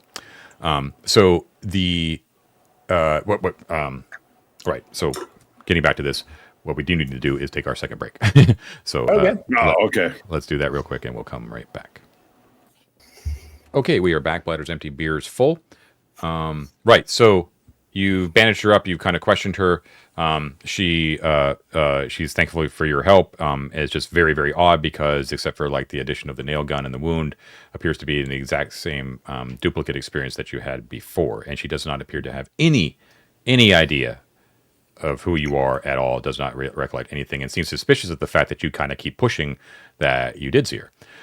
So there's that. Now we're gonna lay off that. But the whiteboard, though, it does make itself presented to you, so you can kind of see that as you're talking to her as well. So it's filled with like different colored dry erase markers, that sort of thing, and different handwriting and all that sort of stuff. So I'm going to read off sort of like what it says, but it's not from like one voice, right? It's like over time, different people have scrawled things on here. And just judging by the fact that this appears to be a room that is easily accessible from the lift. Mm-hmm. It doesn't, it may, who wrote it could have been through different ages, who knows what. So, one says, walls clear, and then that's crossed out, and underneath that says bullshit underneath it. One says, the Minotaur killed Dan. Kill people, fuck androids. And then underneath that it says, real hard man writing shit on a whiteboard. One says, Heems was here, Heemz. One says, we've stashed it behind the mirror. Underneath in a different handwriting, it says, which mirror? And then the same handwriting as the one that says, we've stashed it behind the mirror, it says, fuck you. We found that one. That's awesome. Yeah, we stole that. Yeah. And the last little piece that you see on the whiteboard says, Android liberation from every station, with an exclamation point. I'm going to write underneath that, Android should know their place. Ooh, okay. Ooh, harsh. Hey, John, I want to write something too. Oh, okay. Go ahead. I want to write my favorite phrase. Entropy needs no maintenance. Uh-huh. It's like that meme of like the blow exploding. Entropy. I'm going to write, he who controls the spice controls the universe. Whoa. Crossing the streams there, buddy. Thulsa's going to write the digits of pi out, but she's going to get every third one wrong. It's like 3.1. It's like on purpose. Amazing. Get it out to like 10. I figure she's probably memorized it out to about 10. But every third one, she's just going to add one or something. Amazing. Okay. Right. Cool. So Helen is like holding her head wrap, right, and clutching her arm, and just bemusedly watching you guys, like just hilariously writing stuff on the whiteboard. We can't like, good use of your time there, fucks. And Jesus Christ, what kind of guy are you? You've got to do some things to keep it light. While she's doing this, though, John, I want to examine what's holding this whiteboard to the wall. Is it screwed in? Is it glued on? Like, how is this whiteboard affixed to the wall? Well, again, as we talked about with this game, it's like they're not going to tell me that. What is your goal? I want to detach it to see if there's anything behind it. Gotcha. You just want to see. So I have like screwdrivers. I can pop it off or unscrew it, but there is nothing behind the whiteboard. Okay. Yeah. I always got to go breaking shit. You're so deconstructive. Hey, there was stuff behind the mirror. What are the handholds for, John? So that's a little bit of a weird thing. So they're not random. They were part of the original construction of the room, but it just it may in there, but they're regular. Like they're in a pattern basically on the wall. If anything, you think they may have been, because there's no obvious use for them. They may have been like an aesthetic choice, right? Like it's just sort of like a textural pattern on the wall. So the handholds are like rock climbing, or like the hold things you had in the Star Trek elevator? Don't know that reference, but probably more like the second. Like they're just like little metal handles, right? Like just like the railings you put in an elderly person's bathroom, kind of thing. Yeah, but smaller, just wide enough for like a hand to grasp, right? And they're sort of just kind of dotting the walls like in a regular pattern. They don't go anywhere. Yeah. How far up does this go? Is there like a low ceiling or a really high it's ceiling? Low. It's like a small little cramped little room. Yeah. You think it's probably like big enough that it could be like you could probably fit like a conference room table in here, but just the conference room table and some chairs, right? Like maybe just large enough to be like a meeting room, but no larger than that. 10 foot high ceilings, Is it a drop ceiling kind of thing? Or like if I climbed the handholds, could I pop open a panel? You probably could, but there's doing so like it's just normal stuff under there. Right. Yeah. Okay. Yeah. And again, it's very utilitarian, so it doesn't have like the vibe of a meeting room, but it could be used as one. Yeah. Can I try giving them all like a quarter turn in like either direction to see if any of them move? There's a lot, so it would take you a turn to hit them all. Let's do it. Can we split it up? Yeah. So we each take a wall, maybe. Yeah. Sure. They're nothing. They appear to be normal. Okay. Helen again thinks that you guys might be kind of going crazy and that the deep might be getting to you, which is probably the case. It is. I checked my Ben score. Does it look like maybe this would be a refuge if you had a gravity problem and you needed to hold on to something? Does it have like that kind of lifeboat kind of feel? I can't tell you if that's the case because there's just no way to indicate it. But certainly, if like gravity would suddenly stop working in this room, you would have a very easy time grabbing something to not fly all over the place. Literally, standing anywhere in the room, you could reach out with arm's length and grab a handhold anywhere. Right. Yeah. Is there a specific light source mentioned in this room, John, or is this like regular like room lighting? The second, just regular room lighting. Okay. Yeah. Okay. So let me just refresh my memory here, guys. Going back to, I keep wanting to call Helen Roz Kelly. I don't know. It's the red hair. So we found her stuffed in the locker because I think I was not here for some of that episode. We found her stuffed in the locker. You guys did the whole shenanigans with the person that we found in that camping site. Then we decided she wanted to go back to the bell, but when she called into Arcady was like, who? Yeah, he didn't. Exactly. She's totally. She actually went to the bell because we didn't go with her. We went a different direction, right? Yeah. And we left her there. Yeah. When you went back to the bell, though, later, you did ask Arcady, where's Helen? And he, at least what he said, is he says, who? He said, I don't know anyone named Helen. Yeah, I've never heard of her. Okay. So she's definitely like an android stuck on like a like some sort of like loop. Oh, for sure. One thing to point out, though, is that you only asked Arcady at the bell about Helen. You did not ask Noriko. You didn't ask Ghost Eater. That's true. Yeah, but she wouldn't have gotten to the bell without Arcady. So I think it's right. But here's Arcady that's glitching, right? Well, that's always a possibility. But I mean, I think I've mentioned this before. Like, what's Minotaur doing, right? Like, what's the whole point of all of this? Monarch. And one possibility is that Minotaur is trying to be more. What's that? Oh, Monarch. Sorry. Monarch is trying to be more human, or as we have that human emulation labs, right? They're trying to replicate, true human behavior. The other possibility it occurs to me, with something like a repeating android like this that you keep finding in different spots, is to test us. Like, it intentionally lures humans here with these interesting artifacts, not to see what it can do, for its own edification, but to see what we do with what it does.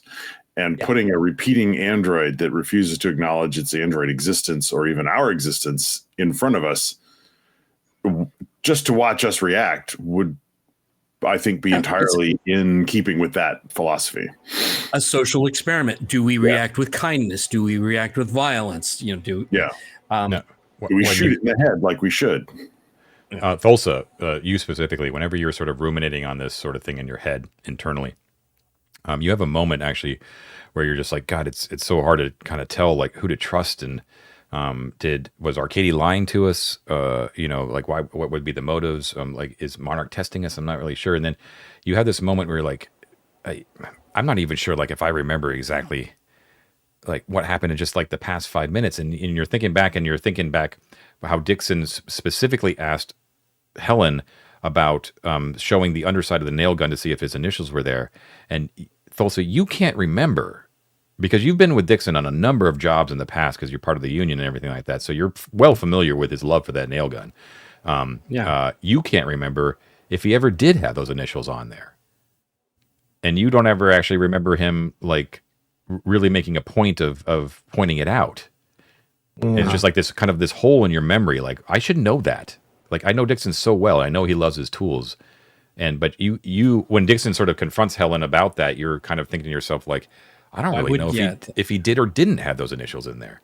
And so, Dixon, you can also kind of catch Thulsa give you sort of just a quick little glance, just like an off glance at you as that kind of thought kind of runs through Thulsa's mind. Just kind of I think you're doing some kind of like test on her, right? I think you're doing like some kind of little trick. I don't get it, but you're trying to find out. But that's exactly right. And you're not. But the thing with you, Thulsa, is that you're not sure what answer Dixon was going for, right? Like what the correct answer actually is. Right. That's the problem that you're having, right? I'm confused because, like, I thought it was pretty obvious. I wanted to find out whether that was my nail gun or not. Right, so right. We're having like a bit of an unreliable narrator moment right now. Yeah. Can you check your toolkit and see if you have your nail gun in there? Well, I mean, yeah, I can, although it wouldn't fit in the toolkit.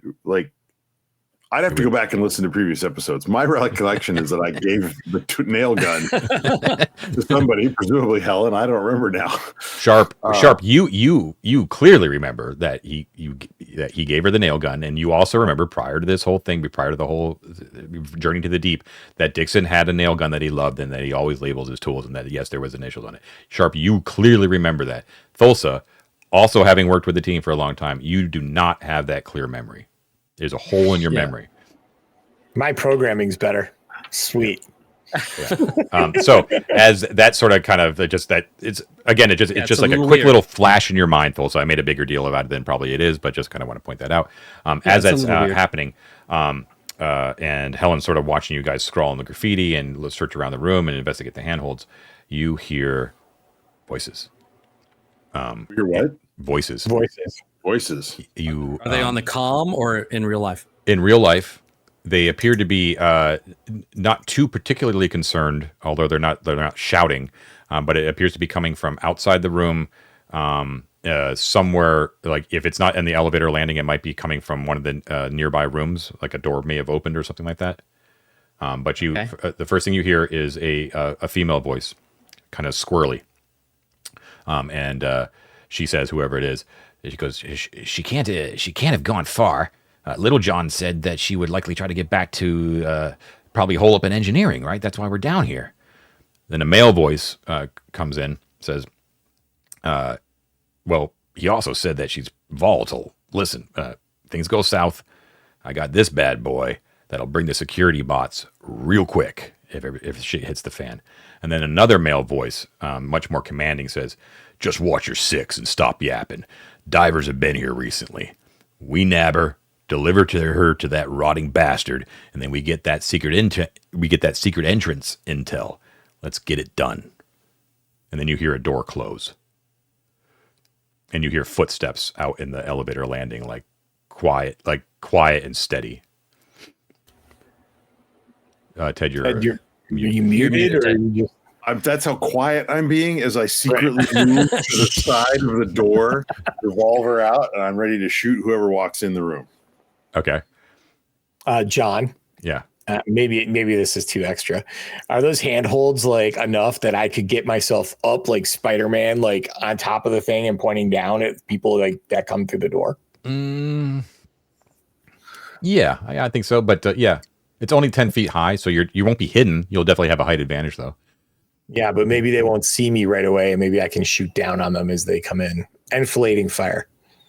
I would say like well, your feet could brace against them, but I think like if you did actually fire your weapon, that you would drop down, not like in a heap, but you would be forced off the handholds, basically. Okay.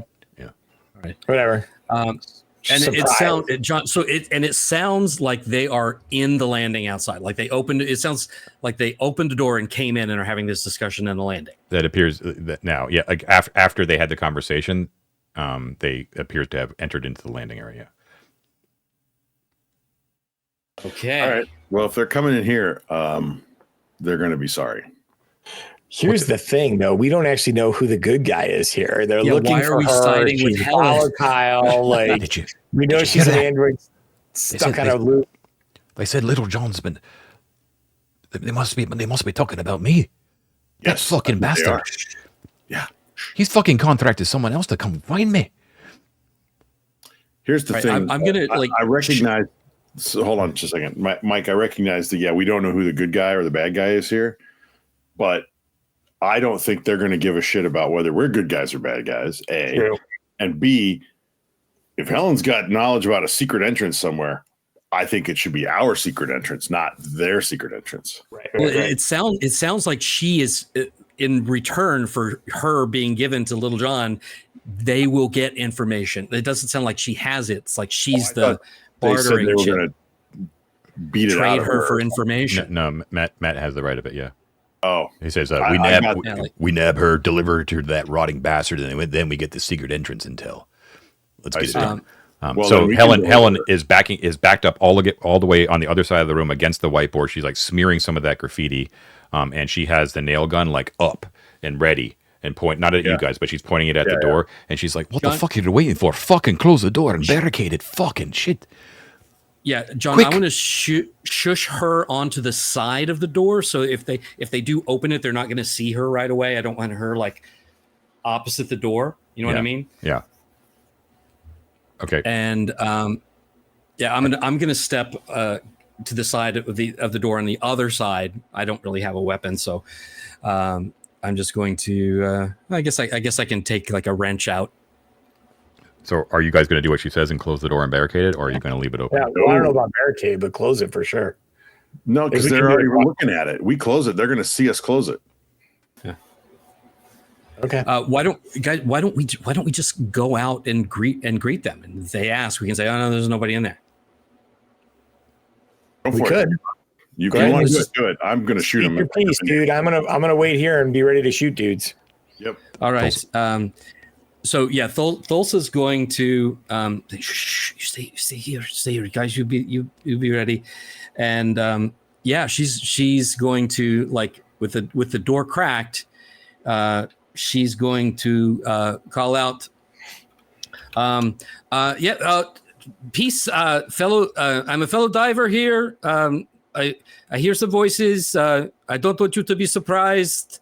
I'm unarmed. I'm not dangerous. Certified human. I don't have my patch yet, but I'm working on it. I'm going to open this door now. Don't shoot or anything. And she's going to slowly open the door, call out, and like with hands up, she's going to Gotcha. Okay. Slowly step out. So obviously there is an intake of breath on all sides, and you hear the ratcheting of weapons as they kind of come up, and you kind of step through very cautiously, open hands, and you see three people arrayed before you, of one female and two males. They are they look like really capable and rough and ready. Definitely the most heavily armed people you've seen so far. and they basically have their weapons trained on you. So there is a small woman, like very short, and she is actually where is she here? She's this one. Okay, she actually has the nastiest weapon. She has a smart rifle. So it's got like a whole heads up display, and she's the whole screen on the gun and everything like that, and she's like got it up, and you can see like a red dot just like ping, like right on your chest. Then that appears to be the woman, and then there was the first guy that kind of talked, the one that said that she's volatile. Helen is he actually has a large what does it look like? I actually have a picture here. It's a foam gun. Did you guys see that in the thing? Yeah. Kind of a crazy looking thing, right? Like, so it's got a huge canister on the back and a big wide blunderbuss sort of barrel to it, but it's more like an industrial thing, not like a true weapon. But it can basically stick you to the ground.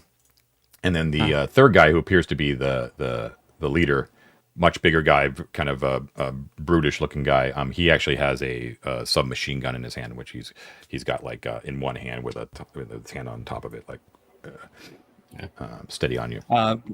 Yeah, so I see this. I'm like, okay, you see, I have no weapons. I'm not harming anyone. You clearly have the advantage. You could blow me away if you want to, but it's not necessary. We are divers just like you. Here to explore, find what we can. No, identify yourself. That's coming from the the main guy. My name is Thulsa. Nice to meet you. How do you do? What is your name? My name's Carr. That's the leader guy. He points to the guy with the foam gun. That's Zebra. And the little one over there with the big gun, that's Tomac. We're Romanoff Company. Carr, Zebra, Romac. Nice to meet you. Like I say, Thulsa. Really, there's no need for this. You can see I'm unarmed and no threat. We are just, I'm sure, like you, exploring, looking around, looking to see what we can find. Huh? Yeah, fair enough. We've seen your kind around. Just keep your distance if you don't mind. We're just kind of searching around. We're looking for someone here. You happen to see kind of a beefy woman, red hair, foul-mouthed. We have reason to believe. Matt, what you gonna do now? You gonna give her what up? am I gonna do now? Yesterday, you saw her yesterday. You legitimately, you can tell her. I saw her yesterday. I did. Yes. Yeah. We search that room and find her in here, Ted. We're all dead. No, you yesterday up in the locker room. I know that. And if they want to search the room that we're in, then they're going to find her and we're dead. This one I might have to put my foot down because this one, you guys are literally separated by a room with Matt. So, it's all good. I'm like, you're searching for a woman. You say, why do you seek her? What do you need her for? Is she in trouble? Or do you? Well, I'll be honest with you. You're a little bit too curious for my taste, but if you got to know, we're ex-Troubleshooters. We're now in the business of asset protection. I'm sorry. He doesn't actually say I'm sorry. I misspoke. We're in the business of asset recovery. People pay us good money to come down here in the deep and find things that other people can't find, usually in the shape and form of living people or androids. Right now, contract is for one. And he snaps his finger over at Tomac, and Tomac is like, at Helen St. George, boss. Right, Helen St. George. Again, large, beefy woman, foul mouth, red hair, really bad accent. Well, I mean, we were here for artifacts. Is that not the right business? Or is it stupid to be looking for things and not people? Well, listen, artifacts are hard to come by, usually dangerous. We find that living people on the deep, lot less of a hassle, much more malleable. Okay. So you seen her? No? Yes? I mean, she does ring a bell. We definitely saw someone who fits that description yesterday. We were here up on the first level, and we found her. It sounds like her. Red hair, right? She was unconscious and stuffed into a locker, Oh shit, boss! That's Zebra with the foam gun. You hear that? Up on reception, you say? Yeah. We didn't know what to do, so we left her there. We thought it was kind of weird and suspicious, so we left her in that in the locker. Did she? I didn't know she's valuable. I mean, maybe I could get the finder's fee. She's valuable for the person who hired us. Yeah, that's for sure. You ever did she mention did you mention anyone called Little John to you? She was unconscious. She was unconscious in a locker. So she didn't say anything. She was like, ugh. So you didn't try to revive her or anything. You just kind of left her there. No, we don't know people. You know how it is with this place. You meet people, and some of them are androids, and some of them are not. Some of them are crazy red people who try to suck your soul out. Did you meet the one up there with the knives? It goes around your head like you have no idea. All right. Calm down, lady. Just relax.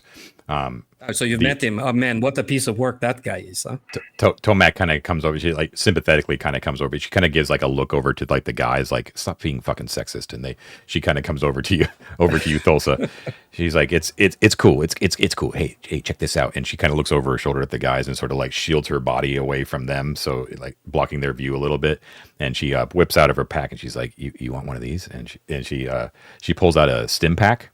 Right, the same thing that you guys had to take when you got out of cryo, and she's like, "They're real good, man, real good." And she takes one and she goes like into her arm. And she's like, yeah.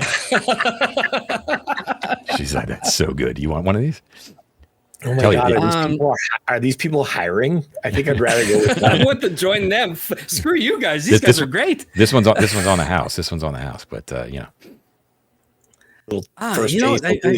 listen, you want to get in good. She's like, and you can hear the guys are like getting impatient, like stop, Tomac, and she's like, listen, she was whispering this to you. You want to get in good with these guys, you got an artifact on you. We could probably offer you some stuff. Oh no, I wish, man. I'm trying to find it. But if you guys aren't interested in those and you're just looking for people, it sounds like I'm probably in the wrong business. We've been looking for them and haven't found shit, man. It's really hard. Nah, lady, you don't have the expertise. We're all ex-military, man, ex-troubleshooters. Used to work under Commander Kilroy, right? They deploy us onto the deep. We clear out whatever we fucking see that's moving. Well, that ain't where the money is, man. We get fucking Navy pay for that shit. It's awful. Money is where is an asset recovery. All but right. you wouldn't be able to hack it. You talk too much. This is fair. I've gotten this before. It's fine. Dismissive. Don't take that from him. So you better just slap him right in the face. Their guns are down, by the way. They haven't put them away. Like they could bring them up real quick if they wanted to, but they have obviously assessed you as not a threat. Yeah, I'm gonna offer them cigarette. I got cigarettes. I'm gonna offer them cigarettes. Cigarettes. Yeah, that's Tomac whispering to you. They're not an artifact, but they're pretty close. They're pretty good. But the guys actually, like the two guys, see you offer the cigarettes, and even they are like sweet, and all three of their eyes get wide, and they come over to you and ask for a cigarette. Yeah. She'll pass them out. Yeah. I mean, really, I don't know. It's weird that you're that person. She might even stool you up there. I don't even know. All right. Well, I mean, we left her like we're like leave good enough alone. You know what I'm saying? So we just left her there. Might probably still there. So Carr, and he's like the leader of the Romanov company. He's listened to what you're saying. You see the other two are sort of like looking back towards the elevator, thinking about what you're saying, and he doesn't look back at the elevator. He's looking at you again, and his eyes kind of narrow suspiciously. He takes the barrel of his submachine gun, and he just kind of puts it underneath your chin and just sort of raises your chin just a little bit so that you're looking right into his eyes, and he kind of peers down his nose at you, down the barrel, down the sights of his submachine gun, and he goes, You wouldn't be leading us astray now, would you, missus? Because we're about to go up there to reception, and we're really going to hope we find Helen St. George in a locker. I mean, right now, I really do too, because I don't want to be shot. I mean, it was my I'm telling you the truth. It's my strategy to come down here, not being dangerous, to try to like sneak by without, causing a lot of trouble. So yeah, like you guys got me. You could just shoot me if you wanted to, I'm sure, but you'd feel pretty bad about it later. Nah. All right, let's go check this out, guys. All right, Thulsa. Nice meeting you. Hope to see you again in the deep. Good luck out there. Yeah, you guys are great. So good luck. And if we see her, what should we do? What should we tell her? Don't say a fucking word about us. I'll tell you that much. Tell me what to do. I want like if I find her, I get like a fee, right? Listen, there's no way that you're going to be able to find us again unless we just happen to randomly cross paths. But listen, if we do cross paths, you happen to be able to get a beat on her, a solid lead like you just gave us right now, then yes, we will. We'll split the deal with you. In fact, I'm willing to put some money on the line right now. If we find Helen St. George where you said that we would find her, and we manage to actually pick up the payment for this contract, and if we can find you again, you have my word that we will pay you. We'll pay you a finder's fee. Oh, that's great, guys. That's great. And by the way, yeah. one last thing. If you should happen upon a guy named Little John, before we happen upon a guy named Little John, and he pulls out of like a little side pouch on his suit, and he flips it to you, and it appears to just be like you know how like Dayquil and like medicine and stuff like that is in that like sort of like foil blister pack. Blister packs, yeah. There's like a blister pack, like 2 blister packs basically. He hands them to you, and they're like red pills, like big Sudafed sort of pills. And he goes, "Might want to take those if you happen to be around him. He is not well." And you can see that the labeling on the back, like where you would poke the pill through the foil, actually has like a what do you call it? Radiation warning sort of thing on it. Oh, okay. As in, like, you would take this to avoid radiation, sort of thing, or mitigate. All right. Okay. Not that the pills are radioactive. You know what I mean? Yeah, it's like iodine pills or something. Right. Exactly. Yeah. Okay. So you could write down. You have 5 radiation pills. Okay. That's pretty good. And for that, she's going to. Wow, that is really kind, and she's going to give him an extra cigarette. You keep that for later if you need it. Nice. He kind of puts it behind his ear. Cool. Okay. Oh, good look. That's a good trade.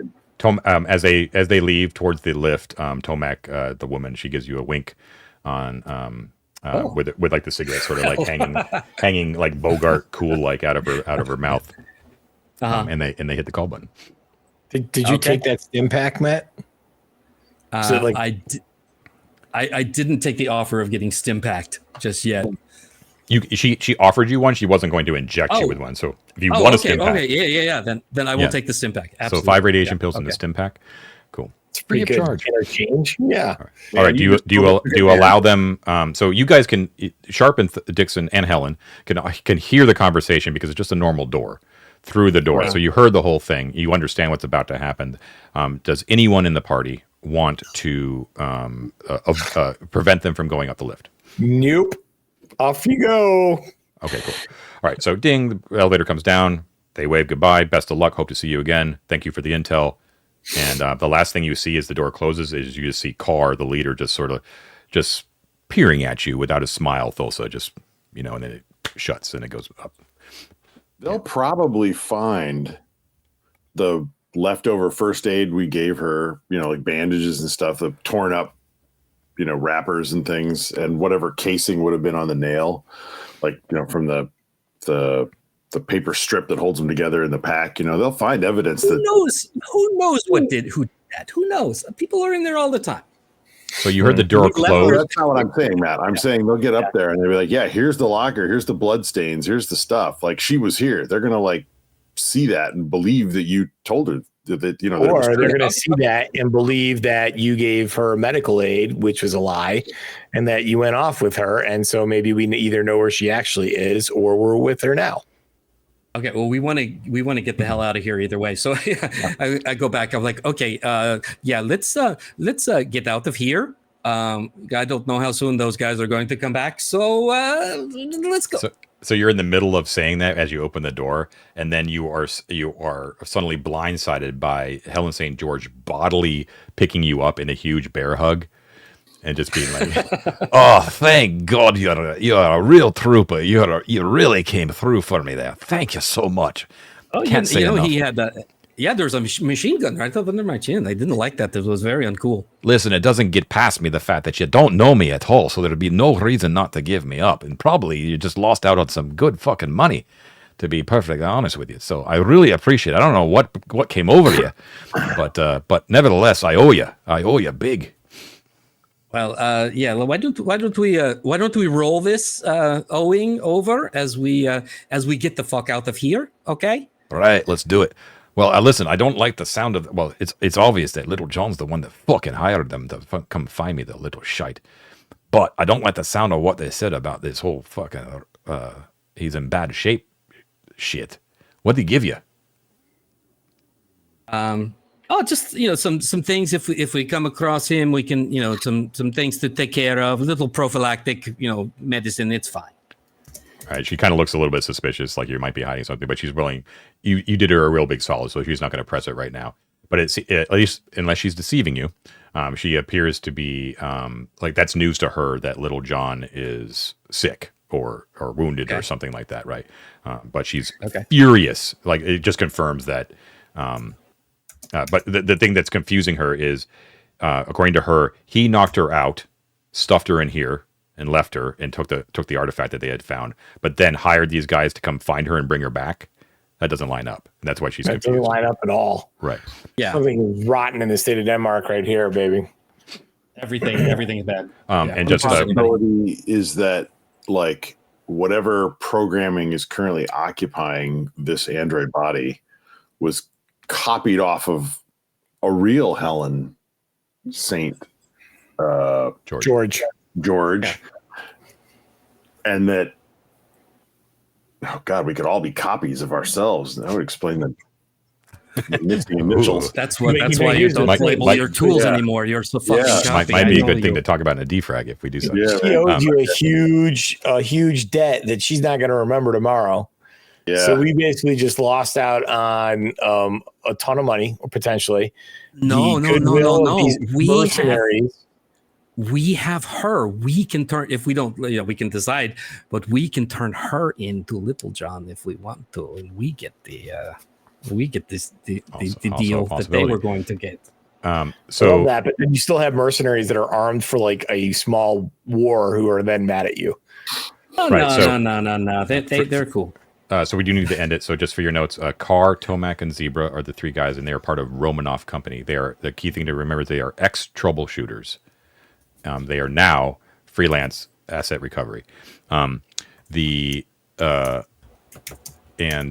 something else I was going to say. Oh, the last thing before we end for the night, I just want to point out, it seems likely that based upon the sound of the door closing, that they came from the door on, I'll switch over to mirror real quick.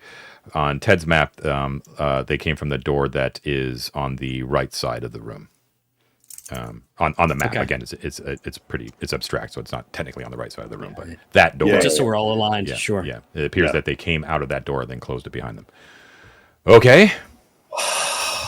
I want to go back to the end. And John, let's just be real clear. We don't have to end it right now. You want to end it right now. Time limits being what they John are. Everyone remember that shit right there. And, Easy for the mountain time guy to say such things as the East Coast guys. Fluffer. Okay. So yeah, we'll call it there. So that was episode 7 of our Mothership Gradient Descent campaign. Thank you all for watching and listening. This has been 3D6 Down the Line, the most criminally underwatched actual play series on the internet. You all have a solemn duty, and that is to spread the word to make us a little bit less underwatched, and that is to like and subscribe on YouTube. Hit the bell icon to get notifications every time we publish new material. And if you have a few extra bucks on you per month, hook us up with a Patreon's subscription. You will get access to lots of cool bennies, secret channels on our Discords, and most importantly, access to our exclusive Patreon paid tier only campaign of our Return to Dolmenwood, which is ongoing.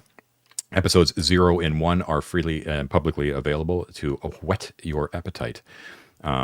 And yeah, thank you to all of our Patreons, all of our patrons, our explorers, our delvers, and of course, especially our conquerors. Mike has the distinct pleasure, which I always knows he loves doing, to read those names aloud. Go forth, Mike. Love it. Allows me Got to this, Mike. allows me to fulfill my game show fantasies. We have some new conquerors this week. We have somebody named Cranbox. I'm going to assume that that's not like a slam on my Marine character who Ted says eats crayons. Oxian, Inhabitants Against Common Exploitation. I don't know. Don't know what that could stand for. And then on the other end of that spectrum is someone named Erica, who keeps it simple, keeps it short and sweet. I love that. Good job, Erica. We have Mike's hero. David's Evil Twin, Dogleaf, Mike Butts, John Buchek, Scott Fournier, Sophia Peng, Carl Stephenson, Necrotic Gnome, Derek B. Ted is my goat. Ted's burner account. Eric Manley, Ted Jeffcoat, Tyler Hackenberg, Christo Lute, Julian, Jofo, Brute Monkeys, Joshua Owens, The Mighty Martian, Christopher Bishop, Banana Hammock, that's my burner account, AJ, Michael Sauer, Adam Lovelace, Desiree Marcel, Grizz Loves Games, Dustin Reedy, Benjamin, King of Jupes, Rock of Sages, Arcane Lane, MP, Todd, Robert Kenyon, Steve, Jeff Marino, Alan Barton, Robert Kirkland, Eric Tsunami MD, Samuel Dillon, Yesterday's Glory, Mike Small, Richard Barton, Isaac 2D10 plus 25 DTL Spencer, James Boyle, Ted the Tedding Teddy Bear. More Ted's popping in. Bullshittery. That's not a conqueror. That's just my interjection. Doc Jones 73, Chris Loracella, Jackson Bates, John Hooker, Mordrew, Zachary Hall, Saps. Now it's time for the Davids.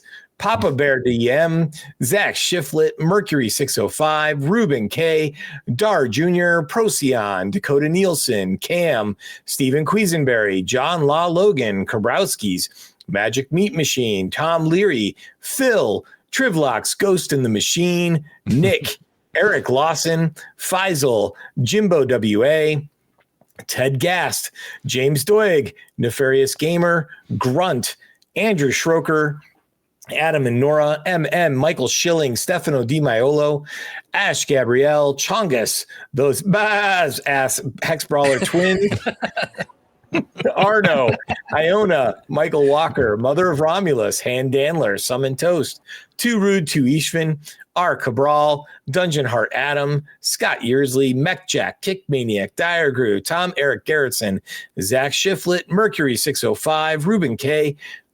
Did I screw this up? No, I screwed it up. I doubled the list a little bit. Hold on. I think That's my fault. It's my fault. Hold on. I'm just going to keep going, dude. I'm just going to say them twice. Keep going. Dar Jr., Procyon, Dakota Nielsen, Cam, Stephen Quisenberry, John and Law Logan, Kabrowski's Magic Meat Machine, Tom Leary, Phil, Nakanu, Nick, Eric Lawson, Mando NZ, Jimbo WA, Ted Gass, James Doig, Nefarious Gamer, Grunt, Andrew Schroker, Adam and Nora, MM, Michael Schilling, Stefano Di Maiolo, Ash Gabrielle, Chongus. The Hexpregel twins got milk. Gross. Oh, not okay. Arno, Iona, Michael Walker, Mother of Romulus, Han Dandler, Summon Toast, Too Rude, Too Ishvin, R. Cabral, Dungeon Heart Adam, Scott Yearsley, Mech Jack, Kick Maniac, Tyre Grew, Tom Eric Garrettson, Matthew Mattis, Mads the Danish Matt, Honorary Matt Walsh, Matt Mason, Matt Koenig, Matt Young, and now the least but not the last of Matts, Rubber Mats, Packy Mats, Algal Mats, and of course the welcome Matt, Door Mats. Yes. Sorry about that, Mike. I seriously did not realize I did that, but what the heck? But there was no rhyme or reason to it too. They were just interspaced into the original list. So it was just like weird. Yeah, but I think I just doubled it right after the end, and I should have just tacked on the mats in the end. But regardless, some people got thanked twice. That always is nice. Hell of a job with the pronunciation there that time, Mike. I gotta say, I'm telling you, man, Mike's been working out. Yeah, you really nailed it. Just don't do that Rudishman shit to me again. Facial exercises. Well, now you asked for it. Yeah, so thank you to all of that. That list is pleasingly long, which is fantastic. Thank you, as always, to all of our supporters for the continuing support. We really do appreciate it. And I almost forgot, but thank you to two people, especially thanks to our missing David for doing the whose presence is still felt, because as you see around you, this lovely layout in design and art and animation is all due to him. So thank you to David, and to friend of the channel, Hellrude, otherwise known as Hank, who did the intro music to this as well. Links to their portfolios are down below in the description below. Please go check them out and show them your continued support as well. So thanks as always, everyone. Have a great night, and we will see you next time. Take care. Thanks, John. Thank you, Thanks, John.